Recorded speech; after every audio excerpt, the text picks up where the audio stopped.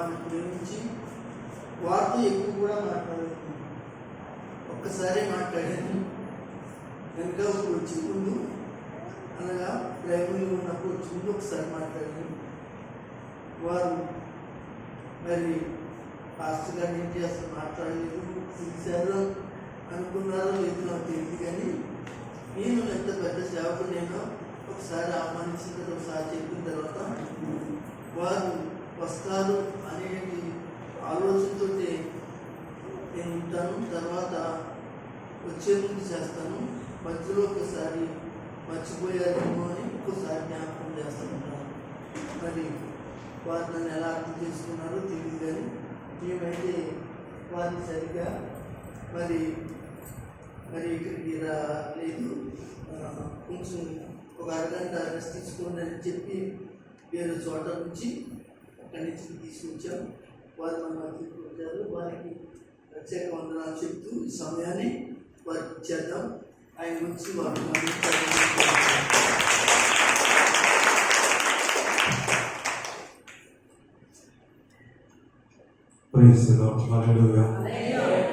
ఈ ప్రాముఖ్యమైన సమయంలో ప్రేమతో ఈ స్థలానికి ఆహ్వానించిన దేవుని సేవకులకు, మాస్టర్ గారికి, అమ్మగారికి, వారి కుటుంబానికి హృదయపూర్వక వందనాలు.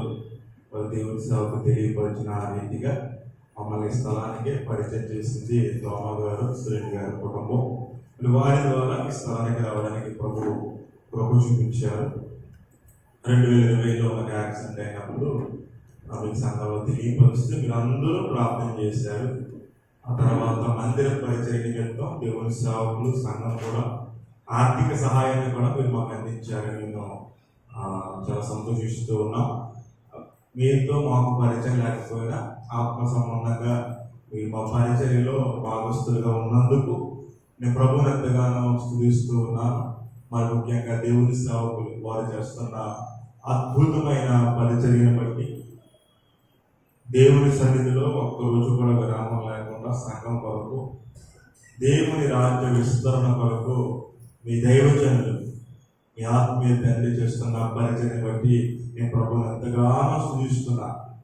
చాలా అద్భుతమైన పరిచర్య మీ దేవుని సేవకులు జరిగిస్తూ ఉన్నారు. అలాంటి దేవుని సేవకులను కలిగి ఉన్న మీరు ధన్యులంటే మరి సంతోషంగా స్తోత్రం చెప్పండి. మంచి దేవుని సేవకులను దేవుడు మీకు దయచేసి ఉన్నారు. వారి భారము, వారి ప్రార్థన, 2-3 వర్తమానాలు కూడా విన్నాను, యూట్యూబ్లో విన్నాను.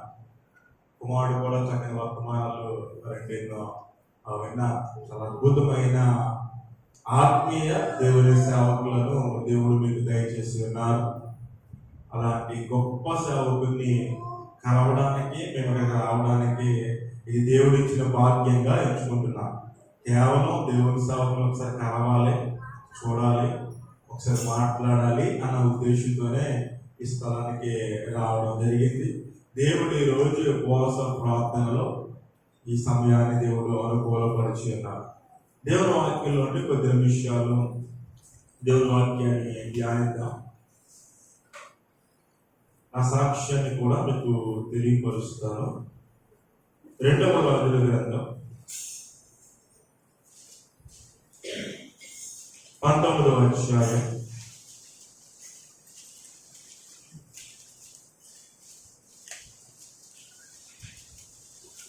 4వ వచనం చదవండి. 2వ రాజుల గ్రంథం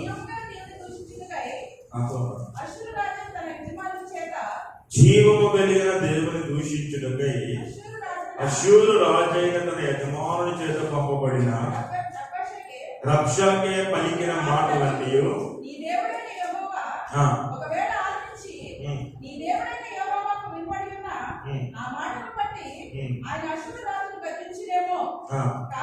ఈ మాట అండర్లైన్ చేసుకోండి. మీరు ఎవరైనా పెన్ను ఉంటే చక్కగా ఈ మాట అండర్లైన్ చేసుకోండి. కాబట్టి నిలిచిన శాశ్వతం కొరకు నీవు హెచ్చుగా ప్రార్థన చేయము. మీ పక్కన చెప్పండి ఈ మాట చెప్పండి. మీ ప్రకటన చెప్పండి. నిలిచిన శాశ్వతం కొరకు నీవు హెచ్చుగా ప్రార్థన చేయము. మరలా చెప్పండి, నిలిచిన శాసనం కొరకు మనము హెచ్చుగా ప్రార్థన చేద్దాం. ప్రతి నెల ఒక ఉపవాసం కూడికి ఏర్పాటు చేసుకుని దేవుని సన్నిధిలో మీరు గడుపుతున్నారంటే ప్రధాన కారణం ఏంటంటే ప్రార్థన. దేవుని సభలో మాతో మాట్లాడినప్పుడు అయ్యగారి సంఘంలో ఒక 7 ప్రార్థనలో గడుపుతానండి. వర్తమానం అయిన తర్వాత కూడా చక్కగా ప్రార్థనలో గడుపుతాం. చివరి దినాల్లో ఉన్నాం, అంత్య దినాల్లో ఉన్నాం, దేవుని రాకడ దినాల్లో మనం ఉన్నాం. పరిస్థితులన్నీ తారుమారవుతున్న దినాల్లో ఉన్నాం. ఈ దినాల్లో క్రైస్తవులుగా మనం చేయగలిగింది ఏంటంటే కేవలం ప్రార్థనే. ప్రభు సెలవిస్తున్నాడు, నిలిచిన శాశ్వత కొరకు నీవు హెచ్చుగా ప్రార్థన చేయి. హెచ్చుగా ప్రార్థన చేయడం అర్థం ఏంటి? ఎక్కువగా ప్రార్థన చేయాలి. ఈ దినాల్లో సంఘాల్లో ఏది కనిపించడం లేదంటే ప్రార్థనే కనిపించడం లేదు. సంఘ బిడ్డల కుటుంబాల్లో ఏం కనిపించడం లేదంటే ప్రార్థనే కనిపించడం లేదు. వర్తమానాలకి ఏమి లోటు లేవా అంటే వర్తమానాలు ఎక్కువైపోయాయి, ప్రసంగాలు ఎక్కువైపోయాయి, ప్రసంగికులు ఎక్కువైపోయాయి.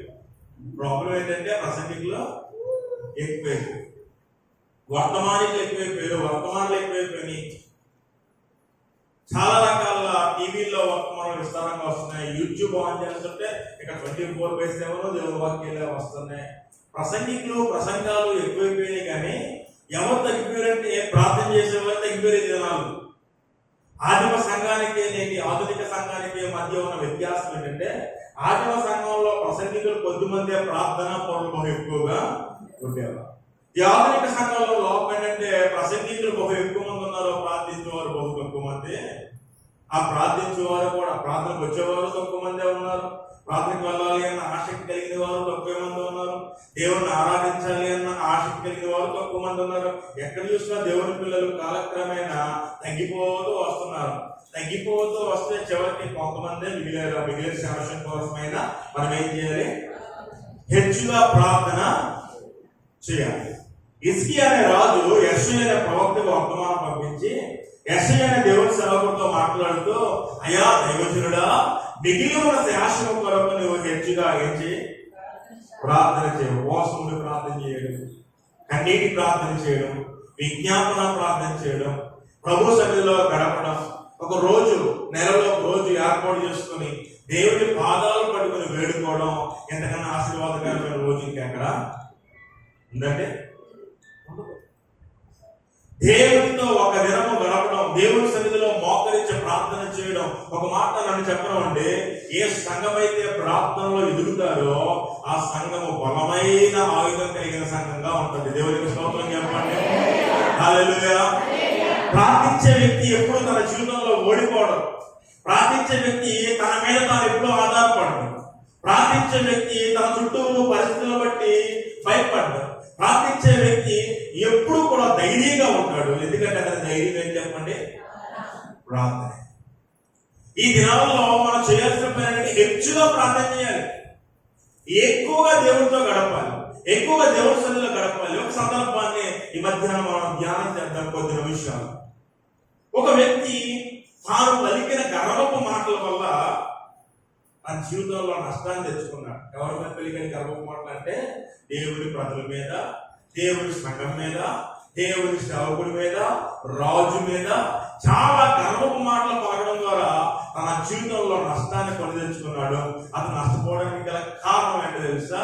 దేవుడే ప్రార్థించే వారి పక్షమున నిలబడ్డాడు. స్తోత్రం చెప్పండి. 2వ రాజుల గ్రంథం 18వ అధ్యాయం. 2వ రాజుల గ్రంథం 18వ అధ్యాయము మొదటి నుంచి చదవండి.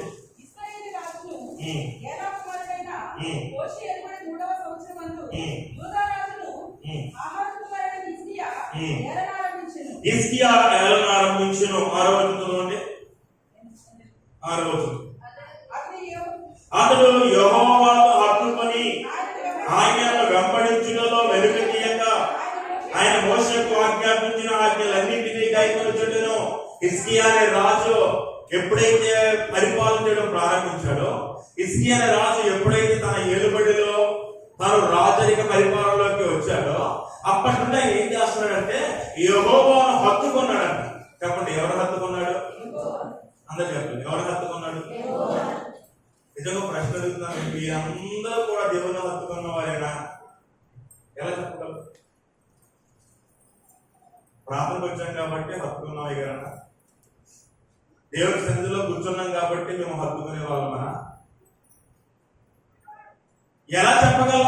హిజ్కియా రాజు దేవుని హత్తుకున్నాడు, ఆ తర్వాత అంటున్నాడు ఆయన వెంబడించుటలో వెనక తీయగా. హిజ్కియా రాజు దేవుని హత్తుకోవడమే కాదు, దేవుణ్ణి వెంబడించాడు.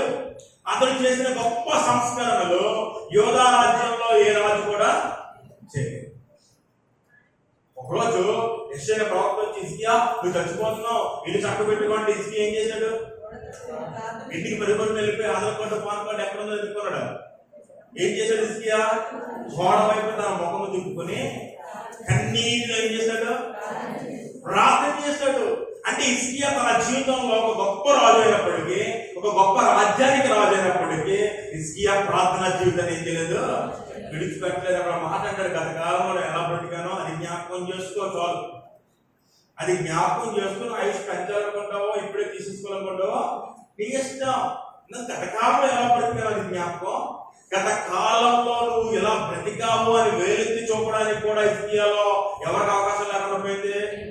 మానవుడి కాదు, మానవుడు ప్రక్కన పెట్టండి, మానవుడు కన్నా గొప్పవాడైన దేవుడు కూడా హిజ్కియా గత కాలంలో నీ జీవితం బాలేదు, నీ పరిస్థితి బాలేదు, నీ ఉద్దేశాలు బాలేదు, నీ తలంపులు బాలేదు, నీ నడవడిక బాలేదు, నీ పద్ధతి బాలేదు అని దేవుడు కూడా హిజ్కియాలో తప్పు చూపించడానికి అవకాశమే లేకుండా పోయింది. అంత గొప్ప డేరింగ్ గా ప్రార్థన చేసింది. ప్రార్థనలు ఏముండాలి? ఏముండాలి ప్రార్థనలో? డేరింగ్, ధైర్యం ఉండాలి. ఎలా ప్రార్థన చేయాలి చెప్పండి? ధైర్యముగా దేవుని కృపాసన్నతగా చేరాలి. ఈ ఉపవాస ప్రార్థన ధైర్యము లేదు మన జీవితంలో ధైర్యం ఇస్తుంది. స్తోత్రం చెప్పండి. ఈ నెలంతా ధైర్యంగా ప్రభు కోసం నిలబడడానికి శక్తినిచ్చేది ఈ ప్రార్థన.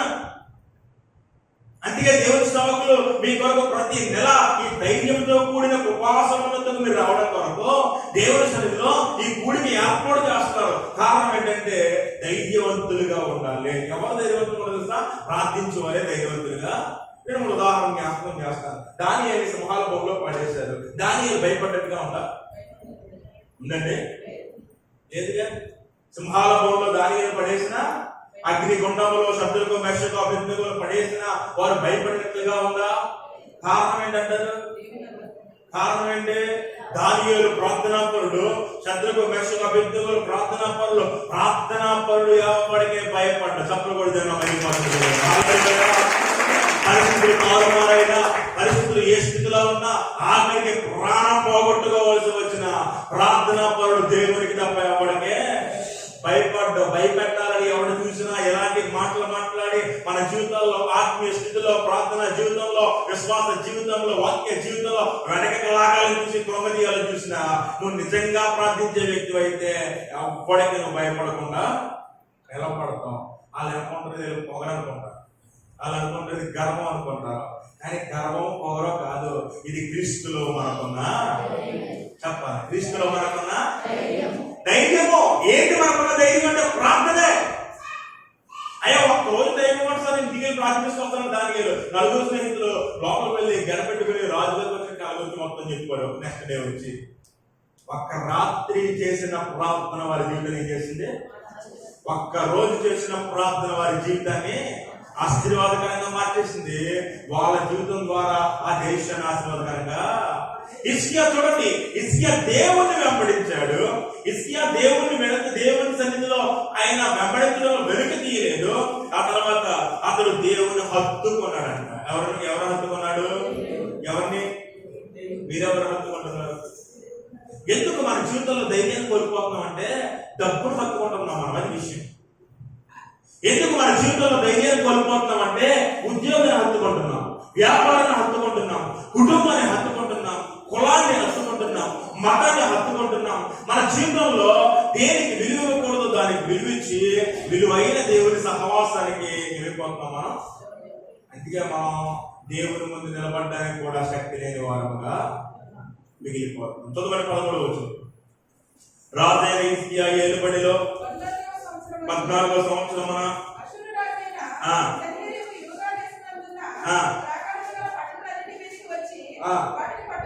చాలండి. హిజ్కియా దేవుని హత్తుకున్నాడు. నెంబర్ 1, హిజ్కియా దేవుని వెంబడించాడు, అలాంటి విశ్వాసం మీదకి, అలాంటి ఆత్మీయుల మీదకి భయంకరమైన శ్రమ వచ్చింది. ఇప్పుడు చెప్పండి, ఆత్మీయుల మీదకి శ్రమ వస్తాయి రావండి? అసలు అదొక మాట ఏంటంటే, శ్రమ కాకపోతే క్రైస్తవుడు కాదు. కొంతమంది ప్రసంగాలు చేస్తారు, ఏమని చేస్తారంటే, నేను ఎవరో ఉద్దేశం చెప్పాలని కాదు కానీ యేసు ప్రభు దగ్గర అంటే అన్ని సెట్ అయిపోతాయి అంటారు. అన్ని సెట్ అయిపోతాం అన్నది అబద్ధమైన ప్రసంగం. నేను చెప్తున్నాను, యేసు ప్రభు దగ్గర అంటే కష్టాలు వస్తాయి, శ్రమలు వస్తాయి, రంపాలతో పోయబడతారు, కొట్టబడతారు, హతసాక్షులు చేయబడతారు. ఆ దమ్ము ఉంటారండి. యేసు ప్రభు కొత్త పెళ్ళి అయిపోతుంది, పిల్లలకి రాకపోయినా పోతుంది. యేసు ప్రభు కొత్త ఇల్లు కట్టుకుంటారంటే రాకపోయినా కట్టుకొచ్చింది. యేసు ప్రభు కొత్త బిల్డింగ్ కట్టుకొచ్చంటే బయలు కొనుక్కొచ్చి వాహనం. నువ్వు యేసు ప్రభుకి రావాల్సిన అవసరం లేదు. నువ్వు దేవుని దగ్గర రాకపోయినా బిల్డింగ్ కట్టుకుంటావు. బిల్డింగ్ల కోసమో, పిల్లల పెళ్లిళ్ళ కోసమో, లేకపోతే ఉద్యోగాల కోసమో, వ్యాపారాల కోసమో, లేనిపోని ఆశల కోసం, ప్రలోభాల కోసం క్రీస్తుని వెంబడిస్తే నువ్వు అబద్ధికుడు అని అర్థం.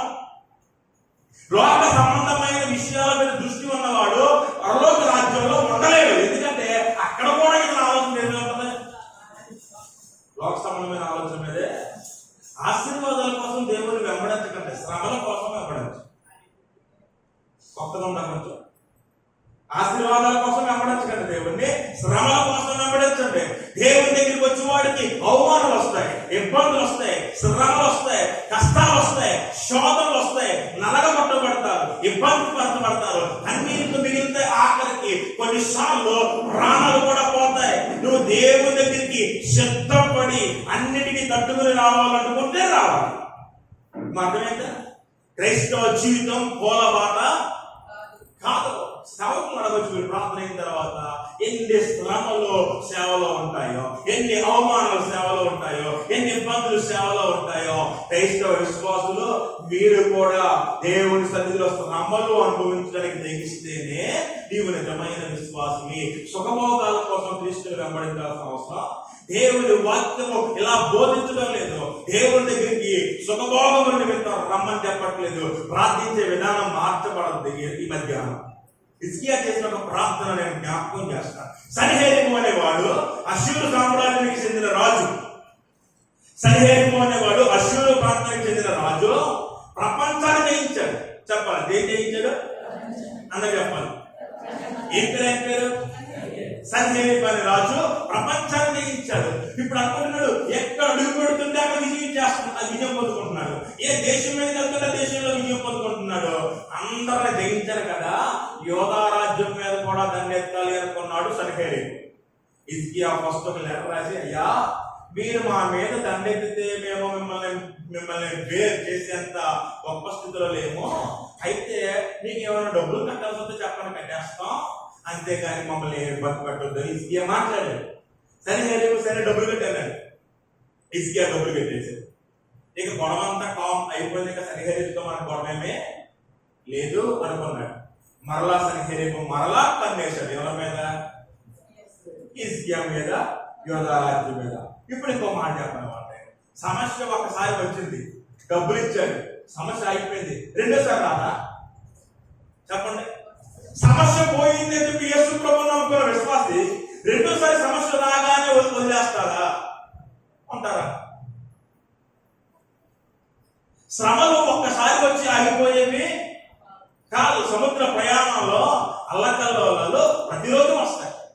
రావండి, శ్రమలు ప్రతిరోజు వస్తాయి, ఇబ్బందులు ప్రతిరోజు వస్తాయి. ఈ రోజు గొడవ వచ్చింది, అయిపోయింది. ఈ రోజు సాధన శోధించాడు, దేవుడి సన్నిధికి వచ్చాం, బాగు చేయబడ్డాం, మరలా రెడీగా ఉండాలి. రెండోసారి శోధన మరలా వస్తుంది.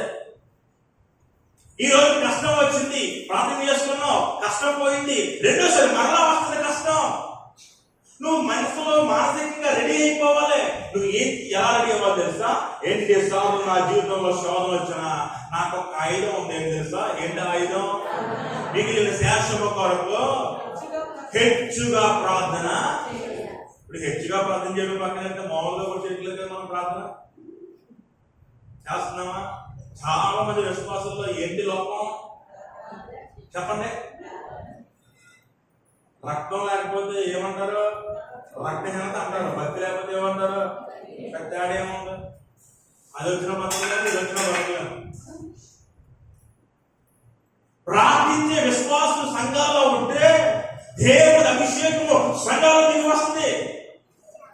మోకాళ్ళతో ప్రార్థన చేసే విశ్వాసులు సంఘాల్లో ఉంటే అంత్యకాలంలో ఉద్యోగం రగిలించబడుతుంది. సంఘము బలమైన ప్రార్థన సంఘంగా ఉండాలి.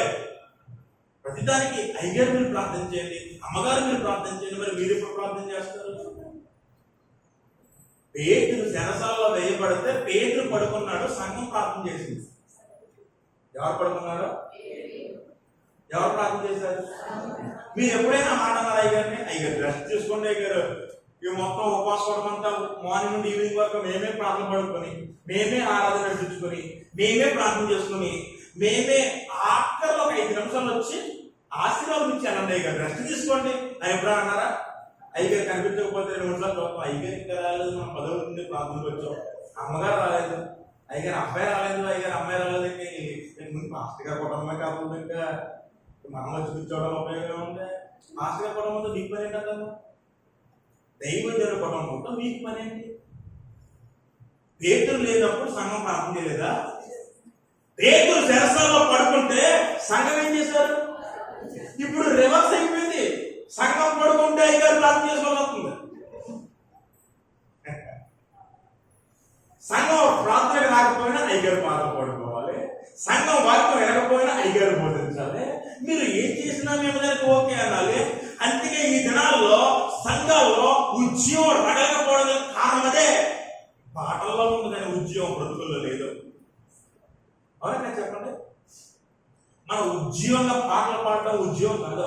ఉద్యోగం అనేది అగ్ని అనేది, ఆ మంట అనేది నడుస్తున్న రోడ్డు మీద కూడా కనబడదు, చేస్తున్న వర్క్లో కూడా కనబడుతుంది, ఉద్యోగంలో కనబడితే, వ్యాపారంలో కనబడితే. అందుకే ప్రభు అన్నాడు, ప్రార్థన తగ్గిపోయింది కాబట్టి, ప్రజలు తగ్గిపోతున్నారు కాబట్టి మిగిలి ఉన్న వాళ్ళ కోసమైనా ఎక్కువ ఏం చేయాలి? మీరు మిగిలిన దేశం వరకు హెచ్చుగా ప్రార్థన చేయి. చదవండి కిందికి త్వరగా. 22వ వచనం, 18వ అధ్యాయం 22, 2వ రాజు చదవండి. మా దేవుడైన యెహోవాను మేము నమ్ముకొనుచున్నామని మీరు నాకు చెప్పినదేమో సరే,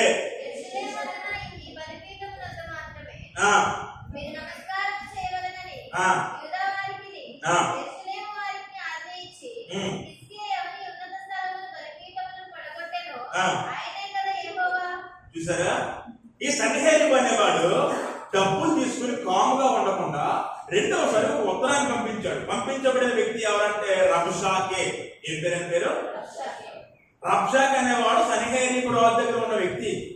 ఆయన లెక్క పట్టుకొచ్చి, అమ్మా వింటున్నారా, ప్రజలందరికీ వినబడేలాగా చదువుతున్నాడు. ఎవడు? యెహోవా. మా రాజు చేతిలో నుండి ఏ రాజ్యము కూడా తప్పించుకోలేకపోయింది. హిజ్కియా అంటున్నాడు, మన దేవుడు మనకు ఉన్నాడు, ఆయన మన పక్షాన్ని యుద్ధం చేస్తాడు, మీరు కంగారు పడకండి అంటున్నాడు. హిజ్కియా మాటలు విని మీరు మోసపోకుడి. ప్రపంచంలో ఏ దేవుడు కానీ, ఏ వ్యక్తి కానీ మా రాజు చేతిలో నుండి తప్పించబడడానికి కూడా అవకాశం లేకుండా మా రాజు దేశాన్ని జయించాడు, రాజును జయించాడు. దేవుళ్ళు కూడా మా రాజును దేవైపోయారు. చెప్పండి, ఓడిపోయారు. మీ యెహోవా ఎంత అనంట. ఈ మాటకి ప్రజలందరూ భయం పుడతా. చెప్పండి, శత్రువు మన జీవితాల్లో సంఘాన్ని పాడు చేయడానికి కానీ, మందిరాన్ని పాడు చేయడానికి కానీ, విశ్వాసుల ఆత్మీయ జీవితాన్ని పాడు చేయడానికి కానీ మొట్టమొదటి కలిగించేది తెలుసా? భయం. ఏం కలిగేస్తాడు? భయం వచ్చినప్పుడు ప్రార్థన చేయలేడు. భయం కలిగిన వాడు సరిగ్గా కూర్చోలేడు. భయం కలిగిన వ్యక్తి దేని గురించి ఏం చేయలేడు? ఆలోచన చేయలేడు. సాతాను చాలా జాగ్రత్తగా వినాలి. ఫిజికల్ గా మనం హింసిస్తాడు. ఫిజికల్ గా హింసించినప్పుడు మనం లొంగలేదనుకో, మెంటల్ గా హింసిస్తాడు. అర్థమైందా?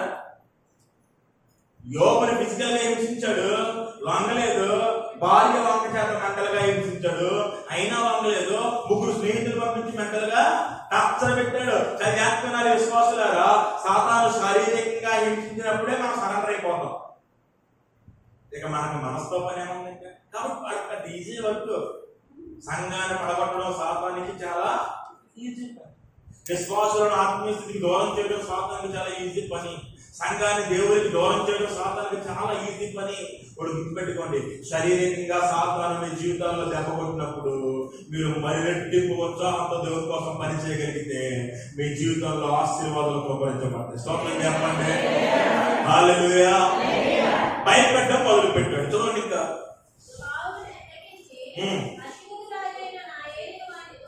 29వ వచనం చదవండి.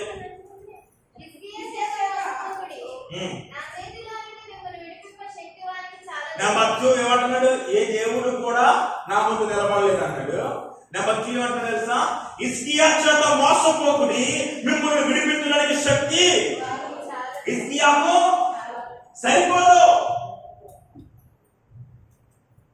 కొన్నిసార్లు సాతాను అలాగే అంటాడు, మీ దైవజనం చేత మోసపోకుడి, మీ పాస్టర్ గారి చేత మోసపోకుడి, మీ పాస్టర్ చెప్పే ప్రసంగాలు, మీ దైవజనం చెప్పే వర్తమానాలు, మీ దైవజనం చెప్పే ఆ ప్రసంగాల వల్ల మీ జీవితాల్లో ఏదో మార్పు కలుగుద్దని మీరేం ఆలోచన చేయకండి. ఈ పాస్టర్లో, ఈ వర్తమానాల్లో, ఈ ప్రార్థనలో మీ జీవితాన్ని మార్చలేవు. మీ జీవితం అంతకంతగా దిగజారిపోద్దని సాతాను ఎన్ని రకాలుగా నీ మీద దాడి చేయాలో అన్ని రకాలుగా దాడి చేస్తాడు. ఆ రోజుల్లో ఉన్నాం మనం. ఏ రోజుల్లో ఉన్నాం? సాతాను దాడి చేస్తున్న రోజుల్లో ఉన్నాం. సాతాను కుటుంబాలను పతనం చేసే రోజుల్లో ఉన్నాం. సాతాను భార్య భర్తల మధ్య గొడవలు కల్పించి, అన్నదమ్ముల మధ్య గొడవలు కల్పించి, అక్క చెల్లెల మధ్య గొడవలు కల్పించి, ఒకే కుటుంబంలో భిన్నాభిప్రాయాలు కలిగించి, దేవునికి దూరం చేస్తూ, మందిరానికి దూరం చేస్తూ, ఆఖరికి మీ దైవజనం వల్ల అవుద్దనుకుంటున్నారా, మీ ప్రార్థన వల్ల అవుద్దనుకుంటున్నారా, మీ ఉపవాసం వల్ల అవుద్దనుకుంటున్నారా అని అనేక రకాలుగా హింసించే స్థితిలో సాతాను ఉన్న నేటి దినాల్లో ఇదిగో అంటున్నాడు, హిజ్కియాకు మిమ్మల్ని విడిపించే శక్తి వానికి. ఇప్పుడు చెప్పండి, శక్తి హిజ్కియాకు లేదంటే శక్తి ఎవరికి లేదంట? ఒక దైవజనుడికి శక్తి లేదంటేగా, ఒక ప్రార్థనాపరుడికి శక్తి లేదంటేగా. ఎన్ని మాటలు అనకూడదు అన్ని మాటలు హిజ్కియా అనడం మొదలు పెట్టాడు. అదంతా ఒకవేళ ఇంటికి వెళ్ళాక 18, 19, 20 అధ్యాయాలు మీరు ఒకవేళ చదువుకోండి. ఇప్పుడు రండి 34 వచనం. 34 వచనం.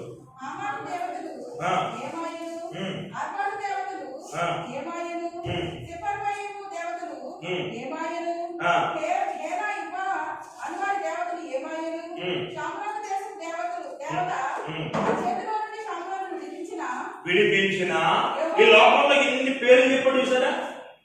వీళ్ళలో ఒక్కడైనా సరే అశ్షూరు రాజు సన్హెరీబు చేతిలో పడకుండా వాళ్ళ ప్రజలు విడిపించాడా? చెప్పండి, విడిపించాడా? విడిపించలేదు. ప్రపంచ ప్రఖ్యాతి గాంచిన వ్యక్తులే సన్హెరీబు చేతిలో పడకుండా విడిపించలేదు కదయ్యా. మీరేదో ఉపవాస ప్రార్థనలు అంటున్నారో, నా చేతిలో పడకుండా మిమ్మల్ని ఎవరు విడిపించాలో చూస్తాను అని సాతాను వార్నింగ్ మీద వార్నింగ్ ఇచ్చేస్తుంటే మరి మీరేం చేస్తారు? ఇప్పుడు ఏం చేస్తారు? నువ్వు అంత కష్టపడవద్దు, ఏం చెప్తే చేస్తాం అంటారా? ఆ పైన 33 ఆయా జనముల దేవతల్లో ఏదైనా తన దేశమును అశ్షూరు రాజు చేతిలో నుండి విడిపించిన సాతానుగాడు మన మీద దాడి చేసేటప్పుడు సాతానుగాడి దగ్గర ఉన్న ప్రథమ ఆయుధం ఏంటి తెలుసా? ప్రశ్నలు కురిపిస్తాడు. సాతానుగాడు ఏమేస్తాడు? ప్రశ్నలు. ఆ ప్రశ్నలోనే మన జీవితాన్ని అతలాకుతలం చేసేస్తాడు. ఏదైనా తోటలో ఆదాము అవ్వలో ఉన్నప్పుడు, అవ్వమ్మ చెట్టు చుట్టూ తిరుగుతున్నప్పుడు అక్కడ కూడా సాతాను ఏం వాడాడు అంటే, సాతానుగాడు ఏ విషయాన్ని క్లారిటీగా చెప్పడండి, క్వశ్చన్ మార్క్ పెట్టి వదిలేస్తాడు. ఆ క్వశ్చన్ మార్క్ మీరు అడ్డుకొచ్చి ఎవరు ముందు పెడతారు? ఫాస్ట్గా ముందు పెడతారు. మీకు అర్థం కాక అయ్యా బైబిల్లో ఉందంట ఈయన ఎక్కడో విన్నాడంట, ఈరోజు ఎవరి ముందు చెప్తాడంట? ఫాస్ట్ గారు ముందు. అయ్యి బైబిల్లో దశింభాగం ఇవ్వబోతున్నారు ఫాస్ట్ గారు. ఒక ఆయన ఏమో ఏమంటున్నాడు, దీన్ని బట్టి మీ అభిప్రాయం ఏంటి అని అడుగుతాడు. ఈయనకు ఒక అభిప్రాయం ఉంటుంది. ఈరోజు సంఘాల్లో లేనిపోని ప్రశ్నలు వచ్చి ఆత్మీయ జీవితం ఏమైపోయింది తెలుసా? అర్థరహితంగా మారిపోయింది. చాలా మంది సేవకులు చేసే ప్రసంగాల్లో కూడా ఏదో బైబిల్ జ్ఞానాన్ని బోధిస్తున్నాం, బైబిల్లో ఉన్న లోతైన మర్మాలన్నీ బయటికి లాగి బోధిస్తున్నామని సంఘాన్ని భ్రష్ట స్థితిలోకి తీసుకెళ్లిపోతున్న సేవకులు కూడా చాలా మంది ఉన్నారు. లేదా మనం 10 ప్రశ్నలు వింటాం, 10 ప్రసంగాలు వింటాం, 10 ప్రశ్నలు వస్తాయి మనకి. ఆ 10 ప్రశ్నలు పట్టుకొచ్చి ఆదివారం మధ్యలో కూర్చుంటాం. అయ్యారు 10 పాయింట్లు చెప్పినా సరే 1 పాయింట్ కూడా మైండ్లోకి వెళ్దాం. ఎందుకంటే కూర్చోన్నది మనమే, కానీ ఆలోచన మాత్రం 10 ప్రశ్నల దగ్గర ఉంటుంది. అయ్యారు ఇప్పుడు ప్రసంగం ఆపేద్దాం, ఇల్లు అడిగేద్దామని ప్రాణం అంతా కొద్దిగా ఆడిపోతా ఉంటుంది. అందుకని విన్న వాక్యం వాడి జ్ఞాపకం చేసుకోండి. నేను మరలా ఒక మాట చెప్తున్నాను, మీ ఆత్మీయ దైవజనుడు, మీ ఆత్మీయ తండ్రి కన్నా ప్రపంచంలో కోటీశ్వరుడైన దైవజనుడు కోటేశ్వరుడు మీకు వాక్యం చెప్పినా ఎన్నిక లేనివాడు. అవునా కాదు చెప్పండి. మన కోపంగా చెప్తారా కాదా? ఎంత గొప్ప దైవజనుడు మీ మందిరం వచ్చి వాక్యం చెప్పినా మీ ఆత్మీయ తండ్రి స్థానం ఇంకే దైవజనుడికి మీరు అసలు ఇవ్వకూడదు. ప్రసంగికుడిని ఈ రోజు నేను వాక్యం చెప్పడానికి వచ్చాను, నా గురించి చెప్పుకుంటాను. నేను వాక్యం అయిపోయాక 1 గంటన్నరకు మైకి చేయగా వెళ్ళిపోతాను. చెప్పిన వాక్యం గుర్తుపెట్టుకోండి, నన్ను మర్చిపోండి. నా కోసం పెద్ద ప్రార్థన చేయట్లేదు, వచ్చిన పాస్టర్ గారిని జ్ఞాపకం చేసుకుని అవసరం లేదు, నన్ను మర్చిపోండి. ఏం గుర్తుపెట్టుకోండి? గుర్తుపెట్టుకోవాల్సిన దైవజనుడు ఎవరు? మీరు మీ ఆత్మీయ దైవజనుడి కన్నా, మీ ఆత్మీయ తండ్రి కన్నా, మీ కొరకు ప్రార్థించి బాప్తిసం ఇచ్చిన ఆత్మీయ దైవజనులు, ప్రార్థన చేస్తున్న తల్లిదండ్రులు వీరి కన్నా ఇక్కడకు వచ్చి కొన్ని లక్షల మంది సంఘానికి కాపరి అయిన దైవజనుడు కూడా ఎన్నిక లేని వాడే. అవునా కదా? ఆ దైవజనుడి సన్నిధిలో అలాంటి గొప్ప దైవజనుడినే బెదిరిస్తున్నాడు సన్హెరీబు. ఏ దేవుడు విడిపించాడు? ఏ దేవత విడిపించింది? మీ వాడు విడిపిస్తాడా అంటే, ఇప్పుడు నన్ను ఒక మాట చెప్పలేవండి, దోషణకు ప్రతిదోషణ చెయ్యాలా వద్దా? హిజ్కియా చెయ్యాలా? చేశాడా? నెంబర్ 1. నెంబర్ 2, ఆ ప్రక్కన రాజ్యం ఉంది, ఇటువైపు రాజ్యం ఉంది. ఏ రాజ్యం మీద వెళ్ళి సన్హెరీబు మా రాజ్యం మీదకి వచ్చి మాట్లాడుతున్నాడు, మీరు నాకు హెల్ప్ చేయండి, మీరు నేను కలిసి వాడి మీద యుద్ధం చేద్దాం అన్నాడా? అన్నాడా? హిజ్కియా ఎవరి మీద డిపెండ్ అవ్వలేదు. హిజ్కియా రాజు కదా, తన బలం మీద డిపెండ్ అవ్వలేదు. హిజ్కియా సైన్యం మీద డిపెండ్ అవ్వలేదు. హిజ్కియా చుట్టుపక్కల రాజు మీద డిపెండ్ అవ్వలేదు. మాటలు బట్టి కృంగిపోయాడు, మాటలు బట్టి బాధపడ్డాడు, మాటలు బట్టి దుఃఖం కలిగింది, అవమానం ఎదుర్కొంటున్నాడు. హిజ్కియా నీ పని అయిపోయింది అంటున్నాడు రబ్షాకే. సన్హెరీబు కూడా రాలేదు. ఎవరు పంపించాడు? రబ్షాకే. ఒక మాట చెప్పనివ్వండి, నిజంగా సన్హెరీబు అంత దొంగన్నవాడు అయితే ఎవరు రావాలి వార్నింగ్ ఇవ్వడానికి? ఆయనే రావాలి. ఎవరినో పంపించాడు. ఎవరినో పంపించాడు మాట్లాడుతుంటే మనం వెళ్ళిపోతున్నాగా. సాతాను గారు డైరెక్ట్ గా రాడు, ఆ సన్హెరీబు ఆయన అక్కడే ఉంటాడు. రబ్షాకే ఎలా ఉంటే పంపిస్తాడు. రబ్షాకే ఎవడో మన ఇంటి పక్కన అయ్యి ఉండొచ్చు, నీ ఫ్రెండ్ అయ్యి ఉండొచ్చు, నీ కొలీగ్ అయ్యి ఉండొచ్చు, నీతో పాటు పని చేస్తున్న వ్యక్తి అయ్యి ఉండొచ్చు. ఆ వ్యక్తి వచ్చి నువ్వు ప్రార్థన చేస్తున్నా కానీ పని అవ్వదురా, నువ్వు ఎంత ఉపవాసం ఉన్నా ఉపయోగం లేదురా, ఆడుగుడు అలాగైపోయి ఇంటిలో అలా 10 మందిని చూపించి మన జీవితంలో నీ ఆత్మస్థితిని పాడు చేయడానికి, కృంగతీయడానికి, అవమానకరంగా మాట్లాడడానికి ఎన్ని మాటలన్నా మాట్లాడిస్తాడో. ఇంకో కోణంలో చెప్తారు, సాతాను కొన్నిసార్లు ఏం చేస్తాడో తెలుసంటే, వాడు డైరెక్ట్గా రాడు. చెప్పానా? సన్హెరీబు డైరెక్ట్గా వచ్చాడా? ఎవరు పంపించాడు? కొన్నిసార్లు నీ భర్తను పంపిస్తాడు. నీ భర్త ఇప్పుడు ఎవరో ఇక్కడ రబ్షాకే కృంగతీస్తాడు. కృంగతీస్తే మనం ఏం చేస్తామంటే మనం రెచ్చిపోతాం. ప్రభువు హెచ్చుగా ప్రార్థన చేయాలంటే మనం హెచ్చుగా గొడవడం. అర్థమైందా? బైబిల్ చదివిస్తుంది, కొంతమంది పెదాలంట కలహమును కోరుకుంటాయంట, చివరికి వాడికి దెబ్బలే గతి అన్నాడు. కలహాన్ని కోరుకోవడం వల్ల చివరికి ఏం చేద్దంట?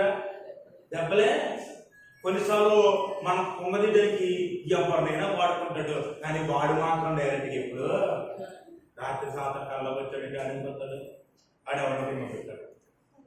అందుకని దయ్యం పట్టుకుని దగ్గరికి వెళ్ళి దయ్యాన్ని వదిలించినప్పుడు ఏమంటాడు? నీ పేరేది చెప్పు అని భయపడుకోగానే ఆడు నా పేరు నిజంగా మాట్లాడు. అర్థమైందా? సాతాను కదా ఆడు మై నేమ్ ఇస్ లూసిఫర్ అనొచ్చు కదా, ఎప్పుడు చెప్పడు. ఏమంటే ఇప్పుడు దెయ్యాలు పట్టించిన వాళ్ళ దగ్గర ప్రార్థన చేశారా? ఆమె దూరంగా ఉన్నారా? ఊరుకుంటే దగ్గర మాకే పడతా ఉంటాయి, అప్పుడు దగ్గర వస్తూ ఉంటారు. అదేందా? దయ్యం పట్టినాడు వీడు రబ్షాకే పంపిస్తాడు కానీ సన్హెరీబు రాడు. ఇప్పుడు దయ్యం పట్టినోడు మాటలు వెళ్ళిపోతున్నాం కానీ సాతాను ఎప్పుడు మన ముందు రాడు. సాతానుకు మన ముందు వచ్చి నించునే శక్తి లేదు. అందుకే ఎవడో ఒకటి పంపిస్తాడు. ఆడు ఎవడో ఒకటి పేరు వాడుకుంటాడు. ఆ ఎవడో ఒకటి వాడుకున్న వాడికి మనం వెళ్ళిపోతున్నాం. అది విషయం. అందుకే ప్రభువుని హెచ్చుగా ప్రార్థన చేయండి అమ్మ ఉపవాసంలోనైనా. అదేందా? చదవండి కదా. హిజ్కియా ఏం చేశాడు? 19వ అధ్యాయం మొదలుకొచ్చు. హిజ్కియా విని తన బట్టలు చింపుకొని, హిజ్కియా విని తన బట్టలు చింపుకొని, బట్టలు చింపుకొని, కట్టుకొని, గోరె పట్ట కట్టుకొని, యెహోవా మందిరమునకు పోయి, చాలా కంప్లైంట్ చేసుకుని పెన్ ఉంటే మాట్లాడలేదు. యెహోవా మందిరమునకు పోయి. చాలండి. ఇన్ని అవమానకరమైన మాటలు విన్నాక హిజ్కియా ఎక్కడికి పోయాడు? ఇప్పుడు ఏమంటే బ్రదర్స్, భార్య భర్తలు గొడవ అయింది, భార్య ఇష్టం వచ్చినట్టు మాట్లాడింది, భర్త ఎక్కడికి వెళ్ళిపోవాలి? నేను ఇంట్లో ఉంటే గొడవ ఎక్కువ ఉందని చెప్పి ఎక్కడికో వెళ్ళిపోయి సెంటర్లో వెళ్ళిపోయి కూర్చుంది, కొద్దిగా దగ్గర కూర్చోబోతావు. అవమానకరమైన మాటలుగానే భర్త గోల తట్టుకోలేని, భార్య గోల తట్టుకోలేని భర్తలారా, మందిరం ఓపెన్ గేట్ కూడా లేదు, ఎక్కడికి రావాలి? ఎన్ని అవమానకరమైన మాటలు హిజ్కియా విన్నప్పుడు హిజ్కియా ఎక్కడికి వెళ్ళాడు? చాలా మంది చెల్లెళ్ళు, మా అమ్మ తిట్టింది అన్నయ్య, మా నాన్నగారు తిట్టారన్నయ్య, నా బ్రతికితే నేను ఏదో చేపల చెరువులు చచ్చిపోతానని అంటే కాదు. ఎక్కడికి రావాలి? ఎక్కడికి రావాలి? మందిరములకు పోయి హిజ్కియా జీవితంలో అవమానం వచ్చినప్పుడు, హిజ్కియా జీవితంలో నిందలు వచ్చినప్పుడు, ఒక రాజు పండగ పండుతున్నప్పుడు, ఎన్నో అవమానకరమైన మాటలు రాజు మాట్లాడుతూ ఉన్నప్పుడు హిజ్కియా ఏం చేశాడు తెలుసా? నేను రాజును కదా అని చెప్పి రెచ్చిపోలేదు. హిజ్కియా దేవుడి మందిరికి వెళ్ళిపోయాడు. అవమానాలు రాగానే దేవుడి మందిరికి రావాలి. నువ్వు ప్రతి నెల ఉపవాస కోటలు ఎందుకు పెడుతున్నారంటే, ఇదిగో హిజ్కియా లాంటి వారు చాలా మంది ఉన్నారు సంఘంలో. నెలంతా ఎన్ని అవమానాలు మీరు ఎదుర్కొన్నారో, కన్నీళ్ళేమి ఆహారం అయ్యాయేమో, భర్త వాళ్ళ అవమానాలు, భార్య వాళ్ళ అవమానాలు, నాన్న వారి వాళ్ళ అవమానాలు, బంధువుల వాళ్ళ అవమానాలు, కుటుంబం వల్ల అవమానాలు, ఎన్నో మాటలు విని విని విని విని విని మానసికంగా కృంగిపోయి, శారీరకంగా అలసిపోయి, చదువులో ఓడిపోయి, జీవితంలో నష్టపోయి, వ్యాపారంలో నష్టపోయి, ఇన్ని రకాల సమస్యలతో ఉన్నాం మనం. ఎక్కడికి పోవాలి? ఎక్కడికి పోవాలో తెలియట్లేదు దగ్గర అంటే, ఎక్కడికి పోవాలో కూడా అడ్రస్ చెప్పాడు దేవుడు. కేరా అడ్రస్ ఏంటి? కేరా అడ్రస్ ఏంటి? మందిరం పేరేంటి చెప్పండి అమ్మా. Jesus Christ prayer fellowship. కాబట్టి ఎక్కడికి రావాలి? సమస్య రాగానే కేరా అడ్రస్ ఏంటి? మాట్లాడలేదు ఇంత వాక్యం నాకు కూడా. సమస్య రాగానే జేసీపీఎఫ్ ఎక్కడ రావాలి? ఏంటంటే జీసస్ క్రైస్ట్ జేసీపీఎఫ్ అంతే కదా. సమస్య రాగానే ఎక్కడ రావాలి? You need to run towards God's sanctuary అన్నాడు. దేవుని మందిరం దిశగా పరిగెట్టాలి. ఎక్కడ పరిగెట్టాలి? ఎక్కడ పరిగెట్టాలి? సమస్య రాగానే ఎక్కడికి? ఈరోజు చాలా మంది యవనస్తులు ఏం చేస్తున్నా పరిస్థితులు బాగాలేదు కదా, సమస్య రాగానే ఎక్కడ పరిగెడుతున్నారు తెలుసా? ఎక్కడెక్కడికో పరిగెత్తుతున్నారు. ఒక ఆయన ఇంట్లోంచి పరిగెత్తుకుంటా పోయాడు అన్ని బాగున్నప్పుడు. సమస్య రాగానే మళ్ళీ అదే ఇంటి కూడా వచ్చాడు. రెండు రకాల విశ్వాసాలు ఉంటారు. ఆదివారం మందిరంకి వచ్చిన తర్వాత అన్ని బాగున్నప్పుడు పారిపోతారు, ఏది బాగోలేనప్పుడు పారిపోతారు. ఎటొచ్చి మందిరంలో ఉండే మీలాంటి గొప్ప విషయాలు ఎవరంటే అన్ని బాగున్నా బాగోకపోయినా జాగ్రత్తగా వచ్చి కూర్చుని ప్రార్థనకి వాక్యమైన అంటారు. అన్ని బాగున్నాయో వాళ్ళకి దేవుడితో పనిలేదు, ఏది బాగలేదో అయినా దేవుడితో పనిలేదు. అదే అన్ని బాగున్నవాడికి దేవుడితో సంబంధం ఏంటని చెప్పి తనకున్న ధనాన్ని బట్టి దేవుడి నుంచి విడిచిపెట్టి వెళ్ళిపోతాడు. ఏమి బాగాలేనాడు అక్కడ పని అవుతుంది, మంది గుడిపచ్చేద్దాం అర్థమైందా అనుకుంటాడు. అనుకోడా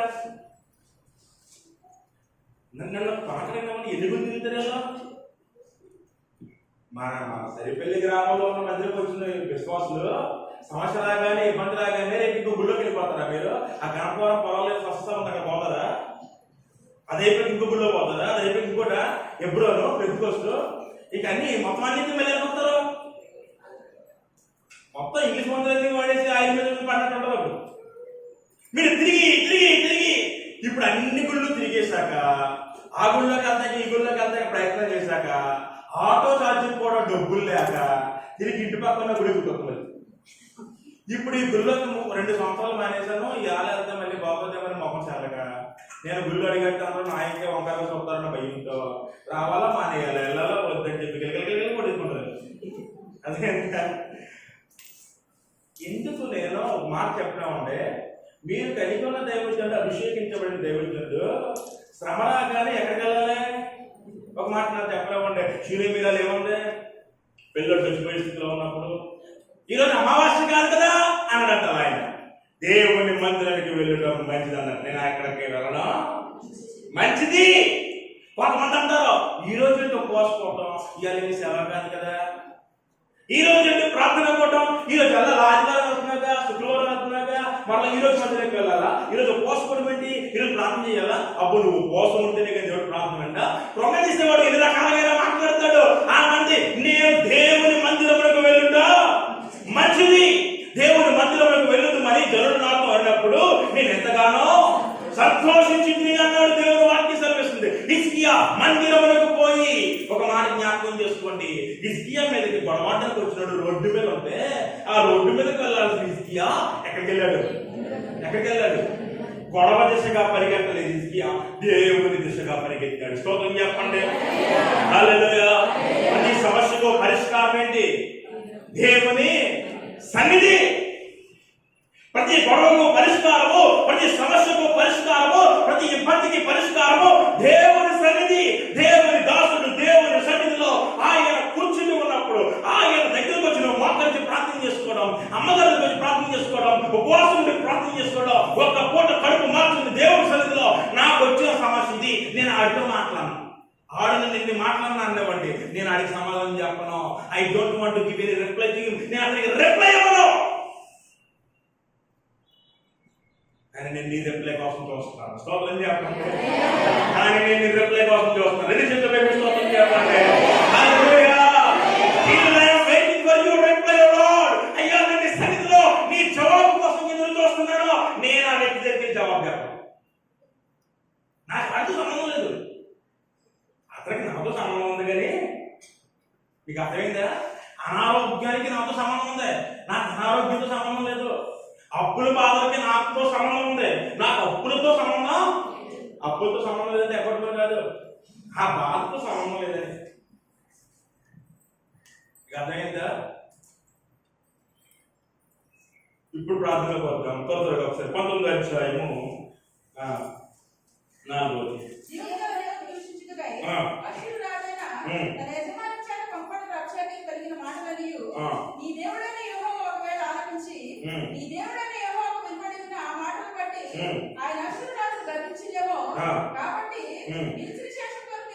కాబట్టి నిలిచిన శాసన కొరకు హెచ్చరిక చేయాలి.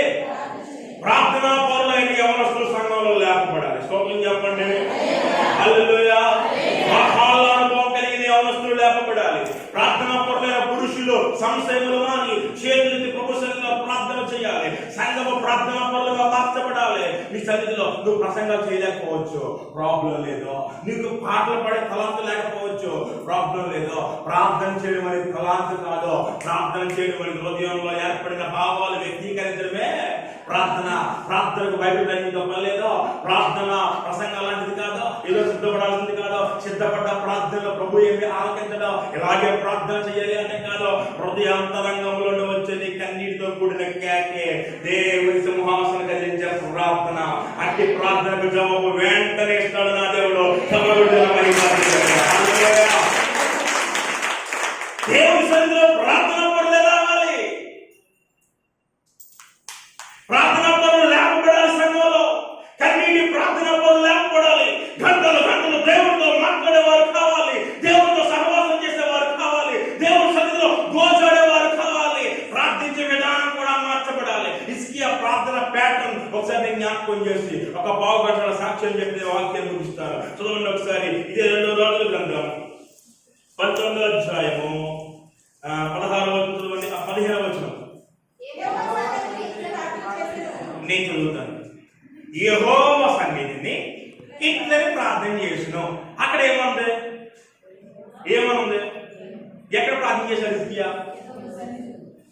యెషయా గారిని ప్రార్థన చేయమన్నాడు, అయిపోయింది. ఇప్పుడు హిజ్కియా ఎక్కడ ప్రార్థన చేస్తున్నాడు? మరి ఉపవాసం కూడికి ఎక్కడ జరగాలి? సన్నిధిలో. ఏం చేయాలి?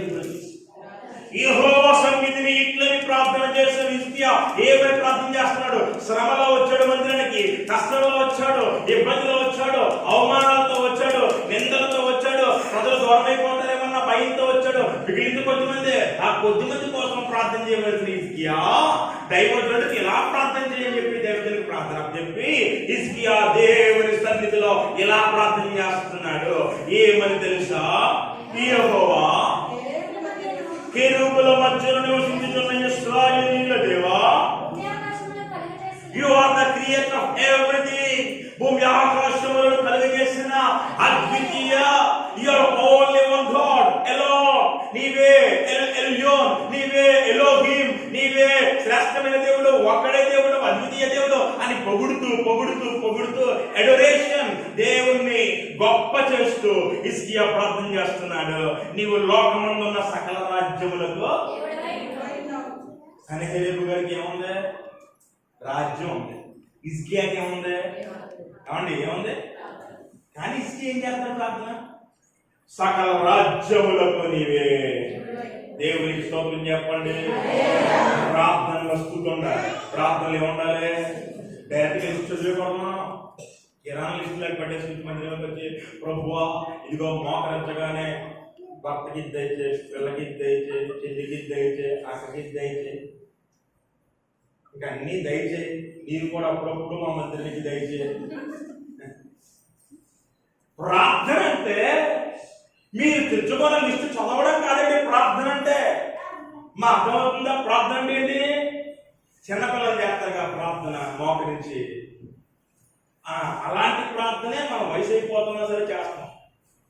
ప్రార్థించే విధానాలు చాలా సందర్భాల్లో మారడం లేదు. హలో ఉన్నారండి? ఉన్నవారికి స్తోత్రం చెప్పండి. రెండు చేతులు పైకి చెప్పండి. కుర్చీలో ఉన్న వాళ్ళందరూ చెప్పండి. ఒకసారి స్తోత్రం చెప్పండి. హల్లెలూయా. ప్రార్థించే విధానాలు ఏం చేయబడాలి? మార్చబడాలి. You should know the perfect and clear pattern of prayer. దేవుని సన్నిధిలో చేయవలసిన ప్రార్థన విధానాన్ని నేర్చుకోవాలి మనం. అప్పుడే మన ప్రార్థన ఏమొస్తాయి? ఏమని ప్రార్థన చేస్తున్నాడు? ఇవి సకల రాజ్యములకు సన్హెరీబుడు వచ్చి నా రాజ్యాన్ని వశపరుచుకుంటాను అంటున్నాడు. అయితే సన్హెరీబు రాజ్యం కూడా దేవుడు ఎవరో? నువ్వే. సన్హెరీబు కొంతమంది రాజ్యం మీదకి యుద్ధానికి వెళ్ళారు కదా, ఆ కొంతమంది రాజ్యం మీద దేవుడు కూడా ఎవరు? నీవే. నా రాజ్యం మీదకి సన్హెరీబు యుద్ధం చేయడానికి వస్తున్నాడు కదా, నా రాజ్యానికి కూడా రాజు దేవుడు ఎవరు అంటే ప్రపంచానికి ఈయన ఒక్కడే దేవుడు. డబ్బులు కూడా అడుగుతున్నారు, అమ్మా వేరు ప్రియునికున్నా నీ ప్రియునికున్న ప్రత్యేకత ఏంటి అంటే, ఆ మంటంది నా ప్రియుడు ధవలవర్ణుడు, రత్నవర్ణుడు, అతి కాంక్షణీయుడు, 10,000 మందిలో నేను ఈజీగా పోల్చగలను అంటే 10,000 మందిలో ఈయన కూడా ఒకడు కాదు, 10,000 మందికి ఈయన ఒక్కడే అన్నారు. స్తోత్రం చెప్పండి. మన దేవుడు, మనం ఆరాధిస్తున్న దేవుడు, సకల రాజ్యములకు దేవుడు, సకల ప్రజలకు దేవుడు, నీకు దేవుడు, నాకు దేవుడు, మన సమస్యలకు కూడా ఆయనే. ఆయనే ఆది అంతమైన దేవుడు. నీవు నేను ఆరాధిస్తున్న దేవుడు గొప్ప దేవుడు. నీ కొరకు నా కొరకు కలవరి శిలువలో రక్తము కార్చి ప్రాణము పెట్టి మరణాన్ని గెలిచి తిరిగి లేచిన పరిశుద్ధులైన దేవుణ్ణి ఆరాధించడానికి మీరు సన్నిధికి వచ్చారు. టైం పాస్ చేయడానికి రాలేదు మీరు ఇక్కడికి. ఎంతమంది వచ్చారో చూడడానికి రాలేదు మీరు ఇక్కడికి. ఏం చెప్తారో విందామా అని రాలేదు. ఎందుకు వచ్చారో తెలుసా? నీ సమస్యకు పరిష్కారం ఇక్కడే ఉంది. హిజ్కియా సమస్యకు పరిష్కారం మందిరంలో ఉంది కాబట్టి హిజ్కియా అక్కడ పరిగెత్తుకుంటూ వెళ్ళాడు. మందిరానికి పరిగెత్తుకుంటూ వెళ్ళాడు. కోరాహు కుమారులు దేవుడి మందిరానికి పరిగెత్తుకుంటూ వెళ్ళి కొమ్ములు పట్టుకున్నారు. కారణం తెలుసా? భూకంపం చేయబడ్డానికి, తప్పించబడ్డానికి. కోరాహు కుటుంబం రాజమైపోయింది కానీ కోరాహు కుమారులు వాళ్ళదు. అసలు కోరాహు కుమారుడు రాసిన కీర్తనతో ఇంటికి వెళ్ళాక మందిరం అంటే ఎక్కడ లేని ప్రేమ వెళ్ళిపోతే మందిరంలోకి వచ్చి బలి పెట్టుకు కొమ్ములు పట్టుకోగానే వారు ప్రాణాలు ఏం చేయబడ్డాయి? కాపాడబడ్డాయి. ప్రాణాలు ఏం చేయబడ్డాయి? దేవుడి మందిరంలో శ్రేష్టమైన మందిరం, దేవుడి మందిరంలో సమృద్ధి ఉంది, దేవుడి మందిరంలో ఆశీర్వాదం ఉంది. అందుకే హిజ్కియా మందిరానికి పరిగెత్తుకుంటూ పోయి ఏమని ప్రార్థన చేస్తున్నారు? త్వరగా చదవండి. ఇది ప్రార్థన. ఇది హిజ్కియా చేస్తున్న ప్రార్థన. హిజ్కియా చేస్తున్నాడు, యెహోవా O Lord bow down the ear అన్నట. యెహోవా చెవియొగ్గి ఆలకించుము. నెంబర్ 1. నెంబర్ 2 కన్నులు తెరిచి దృష్టించుము. నెంబర్ 3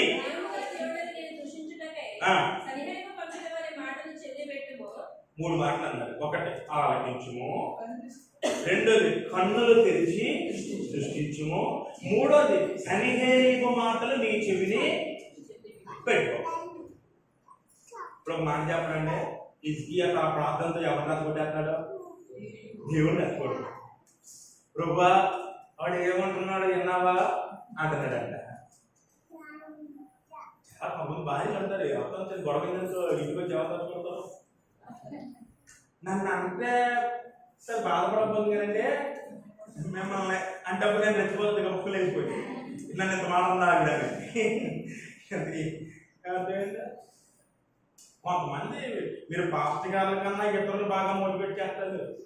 మేము ఎన్ని ప్రసంగాలు చేసినా అవతల కోపం తెప్పించలేము, అలాగే ఏడుపు తెప్పించలేము. మీరు రెండు చెప్పించేయగలరు మీ మాటలతో. నాకు అర్థం కాదు, 45 నిమిషాల ప్రసంగం మీద మారుతారు కానీ ఆవిడ చెప్పిన 4 నిమిషాల మాట అంత తప్పిడేస్తుందో అర్థం కావట్లేదు. అంత స్వీట్ కోటి వర్డ్స్ ఉంటే కొంతమంది భక్తులు ఉంటారు, కొంతమందికి మాట్లాడే హ్యాబిట్ ఉంటుందండి. వీళ్ళు చాలా బాగా మాట్లాడగలరు, మందిరంలో వాడరు. మన తలాంతులు ఎక్కడ వాడతారంటే మందిరంలో వాడతారు, బయట వాడతారు. 2 వ్యక్తుల మధ్య గొడవ పడ్డంలో వీళ్ళ నిష్ణాతులు, 2 సంఘాల మధ్య గొడవ పడ్డంలో కూడా నిష్ణాతులు, పాస్టర్ గారికి సంఘానికి మధ్య గొడవ పడ్డంలో కూడా నిష్ణాతులు. వీళ్ళు మాట్లాడినంత గొప్ప ప్రసంగాలు పౌలు గారు కూడా చేసి ఉంటారేమో. హిజ్కియా రాజు ప్రార్థన చేస్తున్నాడు, ప్రభువా అతను మాట్లాడే మాట చెవులు పెట్టు. నేను అన్నాను కానీ నువ్వు జరిగిన అడేమన్నా తెలుసా, నన్ను అనలేదు. నన్ను అంటే కోపం నిన్ను అన్నాడు, జీవము కలిగిన దేవుని దూషించాడు ప్రభువా. నిన్ను అంత మాట అంటే నువ్వు సైలెంట్ ఉంటావా అంటే చూసా, గొడవ నాది కాదు గొడవ నీదని చెప్పి ఎవరి మీద పెట్టేశాడు హిజ్కియా. ప్యాటర్న్ అర్థమైందా? సమస్య మీ సమస్య కింద తీసుకుంటారు మీరు, అందుకని కృంగిపోతాం. సమస్య ఎవరి సమస్యగా చూడాలి? దేవుని సమస్యగా చూడాలి. ఇశ్రాయేలు ఎవరైనా టచ్ చేస్తే నాకు కలుపుకుంటుని టచ్ చేశాడు అన్నాడు. ఇశ్రాయేలు కన్నా గొప్ప వాళ్ళు కాదు, ఇశ్రాయేలు మాకన్నా గొప్ప వాళ్ళు కాదా? మనం ఇశ్రాయేలు కన్నా గొప్ప వాళ్ళము. కారణం ఏం చేస్తా, ఇశ్రాయేలు ఇంకా యేసు ప్రభువుని నమ్మలేదు. మనం యేసు ప్రభువుని నమ్మడమే కాదు, ఆయన కోసం మన ప్రాణాలు ఇవ్వడానికి రెడీగా ఉన్నాం. ఇప్పుడు ఇశ్రాయేలు కన్నా గొప్ప వాళ్ళము, మన రాజు ఆయన. ఇప్పుడు నువ్వు ఆయన కొన్ని సమస్య అప్పగించుకుంటే చాలు, ఆయన కల్లోలమైన సముద్రాన్ని కూడా నిమ్మలపరచగలడు. స్తోత్రం చెప్పండి. హల్లెలూయా. మన వల్ల ఏదైనా జరుగుతుందా? నెంబర్ 1, ప్రభువా చెవి యొక్కి ఆలోచించు. ఎవరు చెప్తున్నాడు? హిజ్కియా చెవి యొక్కి ఆలోచించు. నెంబర్ 2, కళ్ళు తెరిచి కూడా చూడు. చెవితో ఆలోచిస్తే జనాలు కనబడరు, కళ్ళు తెరిచి కూడా చూడు. ఆ తర్వాత అన్నాడు, చెప్పిన మాటలో ఇది ఇనేసిలేకు ఆ మనసులో పెట్టుకో. మనసులో పెట్టుకొని నన్ను ఎంత మాట అంటాడు అన్నప్పుడు నువ్వు వాడి మీద కోపం తీర్చుకో. నాకే సంబంధం లేదు అన్నాడు అంటే హిజ్కియా.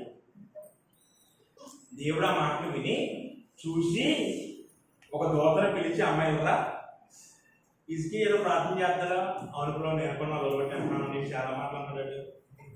నన్ను అన్నాడా? హిజ్కియా అన్నాడా? హిజ్కియా అన్నట్టు హిజ్కియా బాధపడుతుంది, నిన్ను అన్నందుకు హిజ్కియా బాధ ఉంటా. మరి నువ్వు ఏం చేద్దాం? నువ్వు చెప్పు ఏం చేద్దావు అని చెప్పంటే, ఓ పని చేయి, నువ్వు కిందకి వెళ్ళి దొరికితేసానంట. ఆ దూత రాత్రికి రాత్రి కిందకి వచ్చి 185,000 మందిని ఒక్క రాత్రి హతం చేసి వెళ్ళిపోయిందంట. స్తోత్రం చెప్పండి. హల్లెలూయా, హల్లెలూయా. ఇక్కడ అంటున్నాడు, ఒకసారి కీర్తన గ్రంథం 74 కీర్తన 18 వచనం. కీర్తన గ్రంథం 74 కీర్తన 18 వచనం.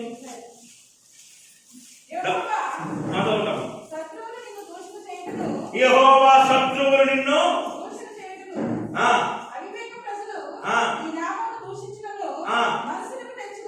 ఏం మనసు తెచ్చుకోవాలి? ప్రభువా శత్రువు నిన్ను దూషించను, నువ్వు మనసును తెచ్చుకో. అవివేక ప్రజలు నీ నామమును దూషిస్తున్నారు, నువ్వు మనసును పెట్టుకో.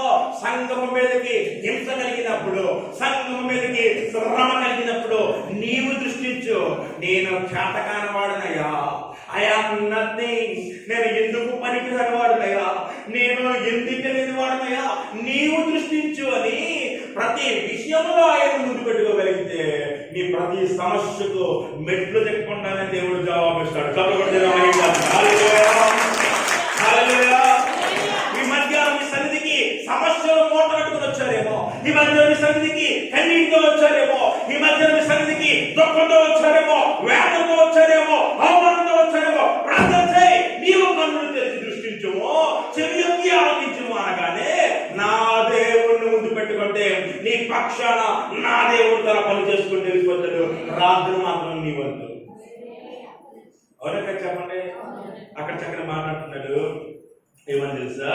35వ వచనం. ఆ రాత్రి యెహోవా దూత బయలుదేరి అశ్షూరు వారి దండుపేటలో జొచ్చి 185,000 మందిని హతము చేశాడు. ఉదయాన్ని తెరులే చూడగా అందరూ చచ్చిపోయారు. హిజ్కియా ప్రార్థన అయిపోయింది కదా, ప్రార్థన అయిపోయి అలా నడుచుకుంటూ హిజ్కియా తెల్లవారుజామున వెళ్తే ఇప్పుడు ప్లాన్ వేస్తున్నారు ఎలా చెప్పేద్దామని. ఆల్రెడీ అంటే రాత్రి దేవుని దూత వచ్చి ఎంతమంది చంపేసింది చెప్పండి? 1,80,000. ఇప్పుడు చెప్తున్నాను, 1,85,000 సమస్యలు మీకున్నా మీరు మోకరించి లేచే లోపల నా దేవుడు వాటికి సంహరించుడు కాదు. హల్లెలూయా. ఇది ఏ రకమైన సమస్య అయినా సరే ఉపవాస ప్రార్థన ఎందుకు చేయాలయ్యా అంటే హిజ్కియా కార్యము చేయలేదు, అక్కడ హిజ్కియా ప్రార్థనే చేశాడు. మందిరంలో దూత ఏం చేసింది? ఎవరు పంపించారు? ఒక మాట నుంచి చెప్పాలి. సన్హెరీబు దూత పంపించాడు. వారి పేరేంటి? రబ్షాకే. వాడు మాట్లాడలేదు కానీ అది ఏం లేదు, మ్యాటర్ లేదు మన దగ్గర, కానీ ఎవరు చెప్పాడు అంతే. దేవుడు కూడా పంపించాడు దూతని. మాట్లాడే దూత కాదు ఇది, సైలెంట్ గా వేసేసే దూత. సమస్యలన్నీ క్లియర్ చేసి వెళ్ళిపోయాడు. మీకు అర్థమైందా? మీ భాషలో చెప్పాలంటే రబ్షాకే మన వాట్సాప్ లో మెసేజ్ పెట్టేస్తాడు, నీవంతా అయిపోయావు, నీ పని నేను చూస్తాను, నీ అడిగి నేను చూస్తాను, వ్యాపారంలో ఎక్కడ పెట్టుబడి పెడతామో చూస్తాను, ఈ ఉద్యోగం నీ కొడుకు పెళ్ళాలో చూస్తాను, నీ కూతురు పెళ్ళాలి, నేను నీ సంగతి తెలుస్తాను అంటున్నప్పుడు ఈ రబ్షాకి అన్ని మెసేజ్లు పెట్టగానే నువ్వు అవన్నీ చూసుకుంటూ అక్కడ పడే సెల్ఫీ ప్రార్థన చేస్తుంటే దేవుడి దోష వచ్చి ఆల్ డిలీట్ కొట్టి వెళ్ళిపోయింది. అర్థమైందా? దేవుడి దోష వచ్చి ఆల్ డిలీట్ కొట్టి వెళ్ళిపోయింది. నువ్వు ఏ రిప్లైగా ఓపెన్ చేస్తుంటే this account has been blocked అని. దేవుని దోత గొప్ప దేవుడు చూసాడా? మా అర్థమైందంటే సమస్య ఎవరిదే? నీది. కార్యం చేసిన వాడు ఎవరు? దేవుడు. దేవునితో ఏం చేసింది? నా అర్థం కాదు అందరికీ. సమస్యలన్నీ ఒకదాని వెనకాల ఒకటి టింగ్ టింగ్ టింగ్ టింగ్ టింగ్ అని చెప్పి మెసేజ్ రూపంలో పంపించాడు ఎవరో? సాతాను గారు. మధ్యలో ఎవరో ఈ వాట్సాప్ అన్నవాడేమో రబ్షాకి గారు. వాట్సాప్ అన్నవాడేమో ఎంత కోపం చేస్తారు కంటే కొంతమంది చెల్లికి తమ్ముడికి వాట్సాప్ రబ్షాక్ అయినా అంటే ఇన్స్టాగ్రామ్ పెద్ద సాధనం కదా. మరి ఫేస్బుక్ అది పెద్ద ఇంకా పెద్ద సాధనం కదా. ఎందుకు భార్య భర్తల మధ్య గొడవలు వస్తున్నాయి? ఇన్స్టాగ్రామ్ లో ఎవడో పరిచయం అవుతాడు, పక్కన చేస్తాయి గొడవ. ఏ గొడవ టీవీలో దేవుని కృప చేత మళ్ళా నోకియా 1100 ఫోన్ పెట్టిన ఫోను టింగ్ అని మాడితే అవి కొనుక్కుంటామ్మా కాకాలం కాపం చేసుకుంటారు భార్య భర్తలు.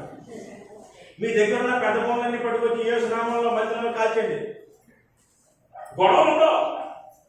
సంఘాలు పాడైపోవడం కారణం తెలుసా? ఏ గొడవలు. సంఘాలు పాడైపోవడం కారణం ఏ ఫోన్లో ఇన్స్టాగ్రామ్ లో అమ్మగారు ఏదో ఫోటో పెడితే భర్త అసలు ఎందుకు పెట్టు నాకు ఇష్టం ఉండదు, మా నాయన ఎందుకు ఉంటుంది కలిసి గొడవ అయిపోయింది.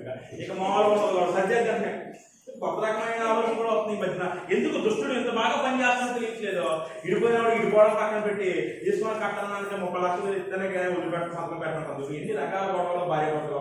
క్రైస్తవుల మధ్య గొడవలు లేకుండా ఉండాలంటే మీ దగ్గర ఉన్న ఫోన్లన్నీ పడేస్తే ఈ రబ్షాకే గాడు ఈ రబ్షాకే రూపంలో ఉన్న ఇన్స్టాగ్రామ్ డిలీట్ చేసేసి, ఈ రబ్షాకే రూపంలో ఉన్న వాట్సాప్ డిలీట్ చేసేసి, ఈ రబ్షాకే రూపంలో ఉన్న ఫేస్బుక్ డిలీట్ చేసేసి, ఇంకా దరిద్రం ఏంటంటే యూట్యూబ్ అది ఇంకా చెప్తుంది. మీరు దాన్ని కూడా డిలీట్ చేసేసి యేసు నామంలో ఈ గ్రంథాన్ని పట్టుకుని పగలో రాత్రి ధ్యానించుకుంటూ కూర్చుంటే మీ జీవితాలు ఎలా ఉంటుందో తెలుసా? ఈ వారం నాటబడిన ఫలభరితమైన చెట్టులా ఉంటాయి. స్తోత్రం చెప్పండి. హల్లెలూయా. ఇప్పుడు చెప్పండి, దేవుడు కూడా దూతను పంపించి సమస్యను ఏం చేశాడు? ప్రార్థన చేయడం మన పని. కార్యం చేసింది ఎవరు? అది 2020 సంవత్సరం సెప్టెంబర్ 2వ తారీఖు.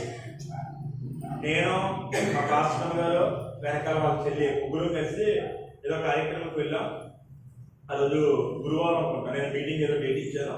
ఇంటికి వస్తాం సాయంత్రం 5 అవుతుంది, 5:30 అవుతుంది. ఒక 2 నిమిషాలు ఇంటికి వెళ్ళిపోతాం మేము. సరే ఒక 5 నిమిషాలు ఇంటికి వెళ్ళిపోతుంటాను. ప్రక్కనే కిలోమీటర్ దూరంలో రోడ్డు మీద నడుచుకుంటూ వస్తాను.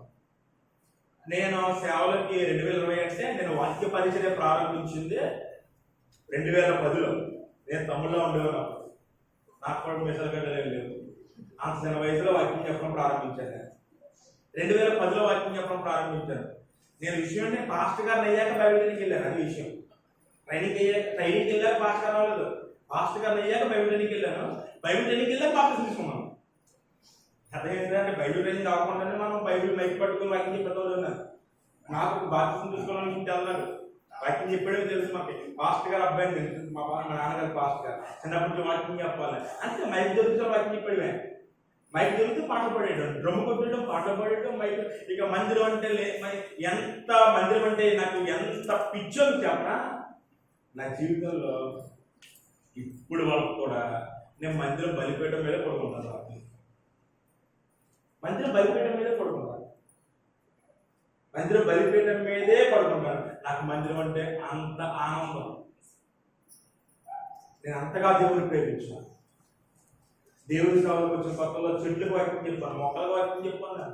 ఎంత సమస్యలు అవ్వలేక 2010లో నేను బైబిల్ ట్రైనింగ్ అయ్యాను. 2014 నుంచి మళ్ళీ 2015 మళ్ళీ మూడు సంవత్సరాలు వాళ్ళ కేరళలో ట్రైనింగ్ అయ్యాను. అలాగే 5 సంవత్సరాలు దేవుడి వాక్యం నేర్చుకుని వాక్యాన్ని బోధిస్తూ 2021 వాక్యాన్ని బోధించి 10 సంవత్సరాలు అవుతుంది. 10 సంవత్సరాలు బట్టి దేవుడి వాక్యాన్ని బోధిస్తున్నాను కదా.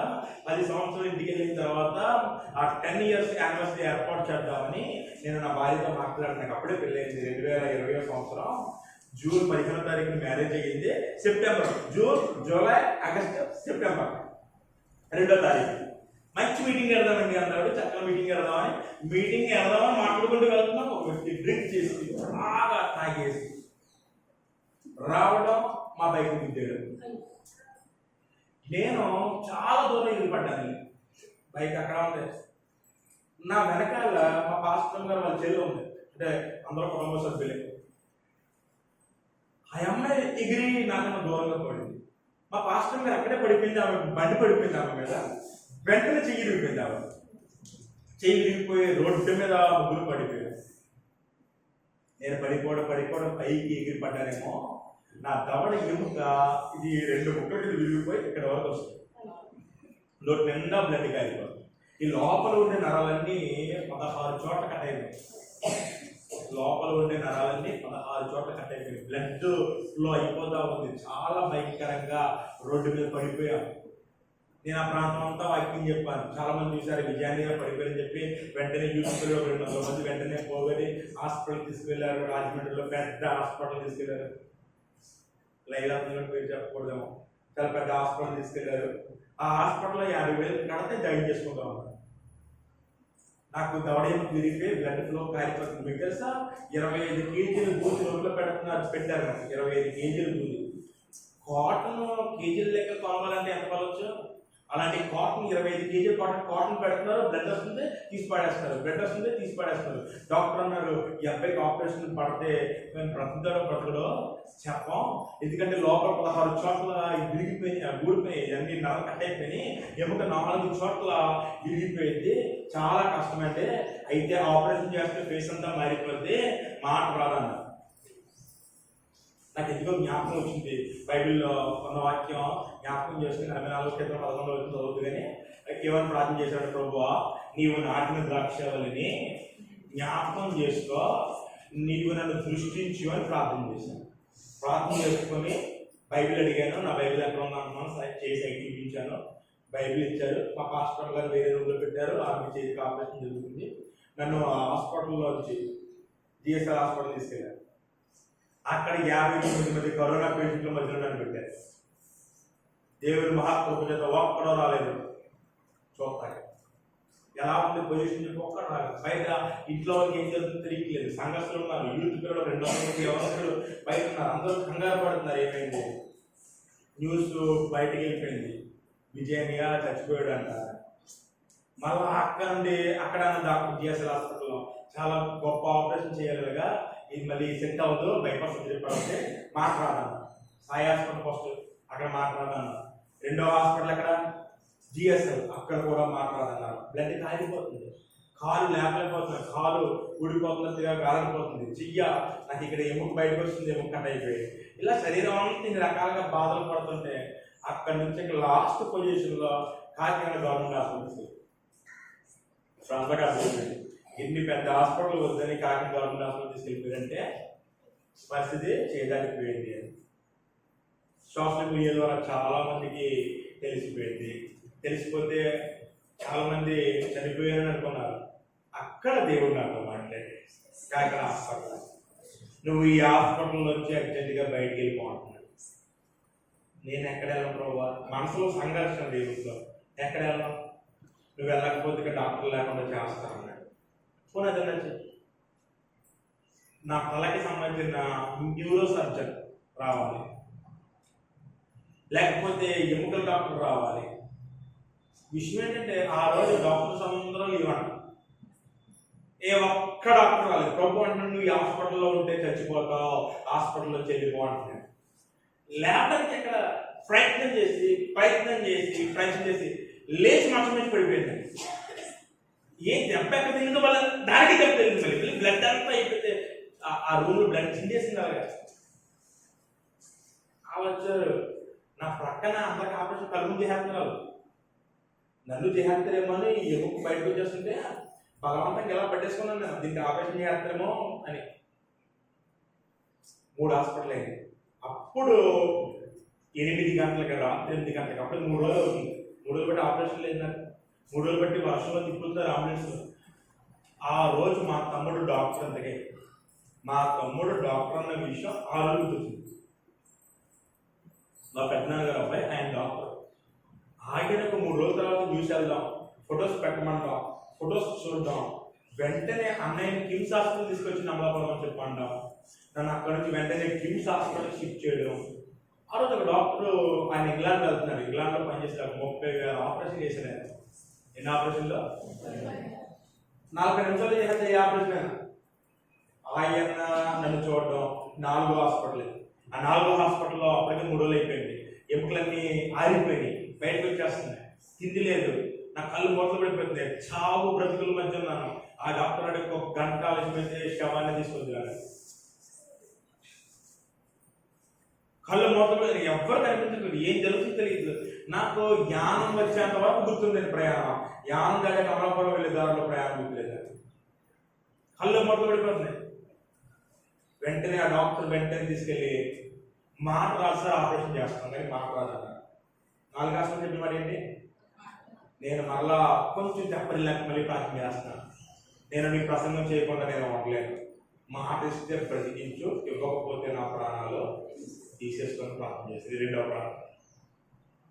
ఆదివారం ఆపరేషన్, గురువారం యాక్సిడెంట్ అయింది, ఆదివారం ఆపరేషన్ జరిగింది. 30,000 ఆపరేషన్ చేసిన సీనియర్ డాక్టర్ ఆపరేషన్ చేస్తూ 4:30 గంటలు చేశారు నాకు ఆపరేషన్. 40 నిమిషాల్లో ఈజీగా చేసిపోయే ఆపరేషన్ అది. 6 డాక్టర్లు. మా తమ్ముడు నాకు ఆపరేషన్ చేసినప్పుడు చెప్తుంటే విజువల్స్ నాకే చాలా భయం వేసింది. అన్నయ్య ఇవన్నీ ఎండిపోయి అన్నయ్య, సుత్తులతో కొట్టామన్నయ్య. ఆ ఎముకలు తీయడానికంట బలమైన ఆయుధంతో గిట్టారంట వాళ్ళు. బలమైన సుత్తితో హ్యామర్తో నేను డ్రాక్ చేసామని పైకి అని చెప్తుంటే నాకు అసలు ఒళ్ళో గగురుపోడు అయిపోయింది. ఆపరేషన్ సక్సెస్ అయిపోయింది, మొత్తం ఎక్కింది. డాక్టర్ అన్నాడు మాట్లాడలేదు సార్, ఏమనుకోవద్దు అన్నారు. విషయం ఏంటంటే ఆపరేషన్ 11 గంటలకు అయిందండి. మార్నింగ్ 6 గంటలకు మెలుగు వచ్చిందంట. 6 to 8 వెత్తలుడిగా ఎవరు లేకపోతే ఇంకా ఆపరేషన్ మెలుగు వచ్చిందో ఎలా ఉంటుందో తెలుసు కదా. ఇక అసలు నరక యాత్ర 2 గంటలు చూసాను నేను. ఈ 3 రోజులు చూడలేదు నరక. 9 అయిపోయింది, 10 అయిపోయింది, 11 అయిపోయింది, 12 అయింది, నిద్ర లేదు. 12 గంటలకు మా డాడీ అక్కడ ఉంటే గట్టిగా డాడీ అని పిలిచాను. స్తోత్రం చెప్పండి. నేను డాడీ అనుకున్నా కానీ డాక్టర్ పిలుచుకుంటూ వచ్చాను. ఇంగ్లాండ్ వెళ్ళే డాక్టర్ కారులో వెళ్ళిపోతూ నేను మాట్లాడుతుందని తెలిసి ఆయన మళ్ళీ వెనక్కి వచ్చాడు పైకి. క్రిస్టియన్ కాదే చూసి ఈయన ఏం చేస్తారండి, పాస్టర్ గారండి, ఆపరేషన్ నేను చేశాను కానీ మాట మాత్రం నేను ఇవ్వలేదండి. ఇది నా 30,000 ఆపరేషన్ లో వైద్య శాస్త్రానికి విరోధంగా జరిగిన ప్రక్రియ అన్నాడు.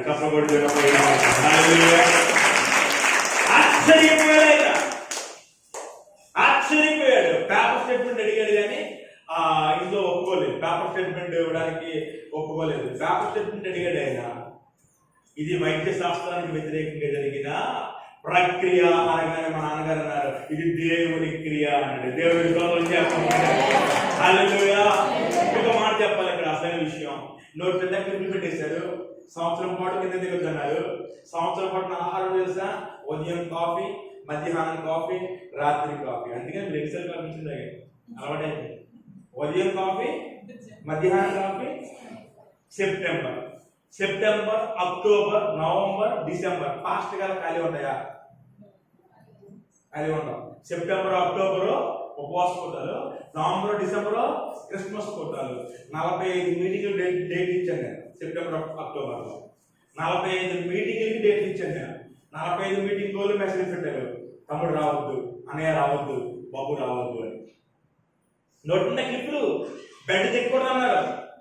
ఆపరేషన్ అయిన 6వ రోజు 500 మంది పాస్టర్ గారిని పిలిచి మీటింగ్ పెట్టాను నేను. దేవునికి స్తోత్రం చెప్పండి. 500 మంది సేవకులను పిలిచి ప్రార్థన చేయించుకున్న వాళ్ళందరి చేత. ఆపరేషన్ అయిన 6వ రోజు అంటే ఆదివారం అయింది ఆపరేషన్. 6వ రోజు అంటే గురువారం అనుకుంటా, గురువారం మీటింగ్ పెట్టాను. 8వ రోజు ఆదివారం కదా, 8వ రోజు ఆపరేషన్ అయిన 8వ రోజు అంటే మన ఆదివారం వచ్చింది కదా, ఆదివారం వాక్యం చెప్పాను మధ్యలో. స్తోత్రం చెప్పంటే నోటి నిండా క్లిప్పులు అండి. ఫుడ్ లేదు, కాఫీ, మధ్యాహ్నం కాఫీ, రాత్రి కాఫీ. వాక్యం చెప్తుంటే లోపల క్లిప్పులు గుచ్చుపోయి బ్లడ్ వచ్చేస్తుంటే బ్లడ్ చెప్తున్నాను వాక్యం చెప్తున్నాను, బ్లడ్ చెప్తున్నాను వాక్యం చెప్తున్నాను. మా తమ్ముడు ఫోన్ చేశాడు, నీ వీడియోలు చూసాము, నీకు ఒక విషయం చెప్పాలన్నయ్య, నువ్వు కనుక కంటిన్యూగా ఇలా 2 నెలలు మాట్లాడితే నీకు పెరాలసిస్ వస్తుందన్నయ్య, అస్సలు మాట్లాడద్దనయ్యా అని ఏడుస్తూ, తమ్ముడే కదా ఏడుస్తూ, తమ్ముడు డేట్లు ఇచ్చానరా మీటింగ్కి వెళ్ళకపోతే నేను అబద్ధికుని అవుతాను అన్నాను. అయ్యారు అందుకనే మీరు ఫోన్ ఒకసారి చేసిన, 2 సార్లు చేసిన, ఒకసారి చెప్పారు కాబట్టి ఫిక్స్ అయిపోయింది. నేను ఒకసారి డేట్ ఇచ్చానంటే బాగా తప్పితే అస్సలు మీటింగ్ మాను. నాకు పాస్టర్ గారు 10 సార్లు చేయకపోయినా అసలు ప్రాబ్లం లేదు. కారణం ఏంటంటే నేను అంత పని సేవకులు కాదు కాబట్టి. అయ్యగారు చిన్న ఫోన్ చేస్తే వాళ్ళు వచ్చేస్తాను, ఫోన్ కాల్ అవసరం లేదు. ఆ ముందు రోజు పగల ఫోన్ చేస్తాను, అయ్యగారు మీటింగ్ మరి ఎలా ఉందా లేదా అని. నేను అయ్యగారు చేయకుండానే మా సంతోష్ గారు అన్ని మేనేజ్ చేస్తున్నారు కాబట్టి, ఫోన్లో చేస్తున్నారు కాబట్టి డౌట్ లేకుండా వచ్చేసాను. ఏమో మీకు తెలుసా, 45 డేట్లు ఇచ్చానండి, 65 ప్రసంగాలు చేశాను 2 నెలల్లో. మలేరియా, టైఫాయిడ్ ఒకసారి వచ్చేసి పడ్డాను. రెండోది, నేను ఒక స్కూల్ టీచర్ని, ప్రైవేట్ స్కూల్ టీచర్ని. ప్రైవేట్ స్కూల్లో కూడా టీచింగ్ చేస్తాను. నేను రోజు తీసుకెళ్ళేవారు నన్ను, వెహికల్ కార్ పంపించి, బండి పంపించి తీసుకెళ్ళేవారు. పగల స్కూల్లో టీచింగ్ చేసేవాడిని. 10th క్లాస్ కన్నా కూర్చుని పాఠం చెప్పేవాడిని పగల. నైట్ వాకింగ్ ఎప్పటికి వెళ్ళేవాడిని. 10 మంది వచ్చి ఒకరు తీసుకెళ్ళేవారు, మీటింగ్ వెళ్ళేవాడిని వచ్చేవాడిని. 65 ప్రసంగాలు ఒక్క పూట కూడా. సంవత్సరం పాటు నేను భోజనం చేయలేదు. సంవత్సరం పాటు కేవలం కాఫీ తాగి 65 ప్రసంగాలు చేశాను. పల్లెట్లు అనే ప్లేస్ లో వాకింగ్ చెప్తుంటే లేదు వాకింగ్ చెప్పి పడిపోయింది నేను స్టేజ్ మీద. వెంటనే డాక్టర్ గారు ఉండి వెంటనే వైద్యం, వెంటనే స్టేజ్ మీద పాటలు పాడుతున్నారు, నాకు వైద్యం చేస్తున్నారు, పక్కనే ఇంజక్షన్ చేస్తున్నారు, వైద్యం చేస్తున్నారు. కూర్చుని చెప్పండి అన్నారు. కూర్చుని చెప్పేస్తాం వాక్యం. కూర్చున్న 10 నిమిషాలు చెప్పాను. దేవుని ఆత్మ మళ్ళా ప్రేరేపించబట్టి మళ్ళా నుంచి మళ్ళా వాక్యం చెప్పేశారు. అసలే అలా సంవత్సరం పాటు డిసెంబర్ నెల దాదాపు 30 ప్రసంగాలు చేసుకుంటారు. రోజుకు ప్రసంగం చెప్పిన. ఈ 2 నెలల్లో 65 ప్రసంగాలు చేశాను. అలా 2 నెలలు నేను డిసెంబర్ వరకు, అంటే జనవరి 6వ తారీఖు వరకు రెస్ట్ లేకుండా ప్రసంగాలు చేస్తూనే ఉన్నాను. ఇంకో మాట చెప్పనా, ఆ రోజు 2020 సంవత్సరం సెప్టెంబర్ 8వ తారీఖు నుండి ప్రారంభించబడ్డ నా ప్రసంగాలు ఈ రోజుకి ఒక్క పూట కూడా రెస్ట్ తీసుకోలేదు. ఒక్క పూట. నేను ఇప్పుడు ప్రైవేట్ స్కూల్లో చేస్తున్నాను. 11 సంవత్సరాలు బట్టి ప్రైవేట్ స్కూల్లో టీచింగ్ చేస్తున్నాను. ఇప్పుడు సేవ పెరగబట్టి ఒక పూట చేస్తున్నాను స్కూల్లో. ఇప్పుడు ఆఫ్టర్నూన్ రెస్ట్ తీసుకుని దేవుని సేవలో ఉంటాను. ఇప్పుడు బలహీనతలు కొంచెం ప్రభావం చూపిస్తున్నాయి కదా అని నేను దేవుని పని, నా బలహీనత చెప్పుకొని ఎప్పుడు దేవుని పని మానలేదు. నేను దేవుని పని ఎంత ఇష్టపడతాను ఒక మాట చెప్పనంటే, మాకు పెళ్లి జూన్ 15వ తారీఖున అయ్యింది 2020. జూన్ 15, 2020 అంటే అది కరోనా టైం, అవునా కదా. అందుకనే మా పెళ్ళికి 50 మంది వచ్చారు, 50 మంది ఓటేసాం. అంటే ప్రభుత్వ లెక్కల ప్రకారం. మ్యారేజ్ అయిపోయిన తర్వాత అందరూ అనుకుంటున్నారు కదా, మా మ్యారేజ్ అయిపోయాక పాస్టర్ గారు అందరూ చక్కగా ఆనందంగా ఉంటారు కదా. కరోనా కదా, మరి కరోనా అంటే తెల్లవారుజాము ప్రార్థన కదా, 5కి వెళ్ళదు ప్రార్థన. మరి పాస్టర్ గారు అమ్మగారు లేచి ఉంటారు, నమ్మకం డిస్టర్బ్ చేస్తున్నామని చెప్పి ఆదివారం గుడి మనేసారి రాకుండా నేను కరెక్ట్గా 4:30 పాస్టర్ గారు లేకపోయాను. ఆ డౌట్ లేచిపోయింది. స్నానం చేసాడు, ఇద్దరు స్నానం చేసాడు, అయిపోయి 5 గంటలకి ఇంటికి దిగేస్తున్నాం తెల్లవారుజాము. అసలు కంగారు పడిపోతున్నారు. అయ్యో ఇది ఉన్నారు ప్రార్థన మా ప్రార్థన పోయితే నిన్నే కదా పెళ్ళైంది మరి ప్రార్థన అంటారంటే పెళ్ళి నిన్నైంది పాస్టమ్ గారు బాపభద్ర గారి దగ్గర పాస్టమ్ గారు మీరు తెల్లగట్ల ఉద్దేశం చెప్తే ఎలాగంటే మీరు ప్రార్థనకి రండి అమ్మ పాస్టర్ గారు పాస్టర్ గారు కూర్చొని పాటలు పాడుతున్నారు. మా పెళ్ళైన 2 రోజులు పాస్టర్ గారు తీసుకొని గుళ్ళో కూర్చోబెట్టాను తెల్లవద్ద 5కి. ఆవిడ అంతే ఏంటి సేవ ఎలా ఉంటుందా ఎలాగా ఉంటుంది 5కే లేపుతాను 5కి ప్రార్థన కూర్చోవాలి కష్టంగా అనిపెడితే బ్యాగ్ సెత్తుకుని వెళ్ళిపోమని నాకే నన్ను కూడా రమ్మని కోరి పెట్టడం ఇష్టంగా ఉంటే సేవ తినడానికి తిన్న పాస్టర్ గారు నిజమైనా ఉండదు పచ్చడి మెతికిలే ఉంటాయేమో పచ్చడి మెతికిలే టీ చారు ఇయే నీకు ఇష్టమైతే ఒక లగ్జరీ లైఫ్ మరి ఎప్పటికీ రాదన్నా లగ్జరీ లైఫ్ మనం అనుభవించలేమా అనుభవించడం శ్రమలతో కూడిన జీవితమే శ్రమలతో కూడిన సేవ ఇష్టపడుతుందా లేకపోతే లేదన్న అలాగే దేవుడి సేవలు ఇప్పటికీ కొనసాగించబడుతున్నారు. మీకు విషయం తెలుసా దేవుడు ఇప్పటికీ మనం బలపరిచి వాడుకుంటున్నాడు. స్తోత్రం చెప్పండి హల్లెలూయా. మా సాక్ష్యం అనగానే అయ్యగారు అమ్మగారు గుర్తొచ్చి అయ్యగారి కోసం అమ్మగారు చేస్తున్న పరిచర్య అయ్యగారు మీ కోసం చేస్తున్న ఈ పరిచర్య నా సాక్ష్యానికి దగ్గరగా అనిపించి చూడాలని ఎగిరొచ్చు. ఏదో పెద్ద పెద్ద ప్రసంగాలు చేసేసి మిమ్మల్ని రెచ్చగొట్టేదని కాదు కానీ కేవలం అయ్యగారు మీకు తెలుసమ్మా మా పాస్టర్ గారికి చీరిపోతే నాకు నోట్లో ఫుడ్ పెట్టడానికి అవకాశం లేకపోతే మా పాస్టర్ గారు వచ్చి 11 టాబ్లెట్లు నోట్లు వేసిందారు అన్న బాబు అని చెప్పి తక్కువ మంది వచ్చేసి ఆ అమ్మాయి లోపల కొద్దిగా ఆ అమ్మాయి లోపల ఇంకేసి ఉండాలి. మా పాస్టర్ గారికి నేను తీసుకెళ్తాను మరి ఆ చీరిపోయిందిగా ట్రయాంగిల్ స్టోరీలో ఉండదు. పాస్టర్ గారికి 4 చెల్లెళ్ళు 4 ఈ మధ్య కాలంలో బావగారిని పిలుస్తున్నారు కానీ 4 అన్నయ్యని పిలుస్తారు. ఇప్పటికీ అన్నయ్య అంటారు ఇప్పటికీ అన్నయ్యనే పిలుస్తారు. మా పాస్టర్ గారు నాకు తమ్ముడు మా తమ్ముడు మా పాస్టర్ గారు ఇప్పటికీ అక్కనే పిలుస్తారు. మీకు విషయం తెలుసా దేవుడి సన్నిధిలో ఇది ఒక ఆత్మీయ అనుబంధంగా కష్టాలైనా నష్టాలైనా మందిరంలో ఉంటున్నాం కాబట్టి 185,000 మందిని చంపడానికి యెహోవా దూతలు పంపించినట్టుగా మన జీవితంలో మా కుటుంబంలో అన్ని సమస్యలకు ఆయన తన దూతలను పంపిస్తున్నాడు. సజీవంగా నేను మీ మధ్య సేవ చేయగలుగుతున్నాను. బాబా బలంగా ప్రార్థన చేయండి. ఇంకా పరిచయంలో వాడబడినట్లుగా దేవుడి మాటలు సాక్ష్యం ఇచ్చును గాక.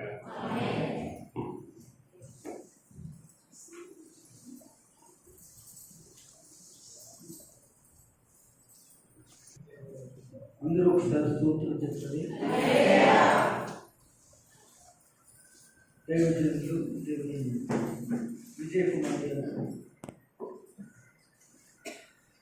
మన సోదరులు చెప్పిన దానికన్నా దగ్గరుండి ఇవన్నీ చాలా హృదయాలు ఎంతో పిండేసినట్టుగా ఉంది. నిజంగా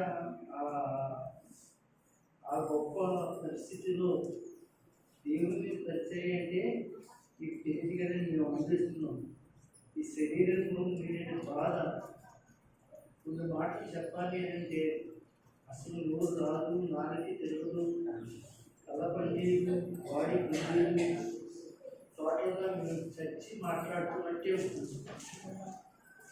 ఆ పరిస్థితిలో అనుభవం తెలుసుకోబట్టి అది చేసుకుంటే నా మనసు ఇలాంటి అనుభవాలు అలాంటి అనుభవంతో ఈరోజు పరిస్థితి కొనసాగించడానికి మరి ఇష్టపడుతున్నాను. మరి దేవుడు మాట్లాడిన సాక్షి మనుషులు తన సేవకులతో కలిసి పరిచయంలో ఉండాలని కూడా ఎంతతో కూడా మాట్లాడేది. మరి వాక్యం నుంచి దైవ సేవకునికి మరొకసారి ప్రత్యేక మంగళాలు తెలియజేస్తున్నాను. దయచేసి అందరూ ఒకసారి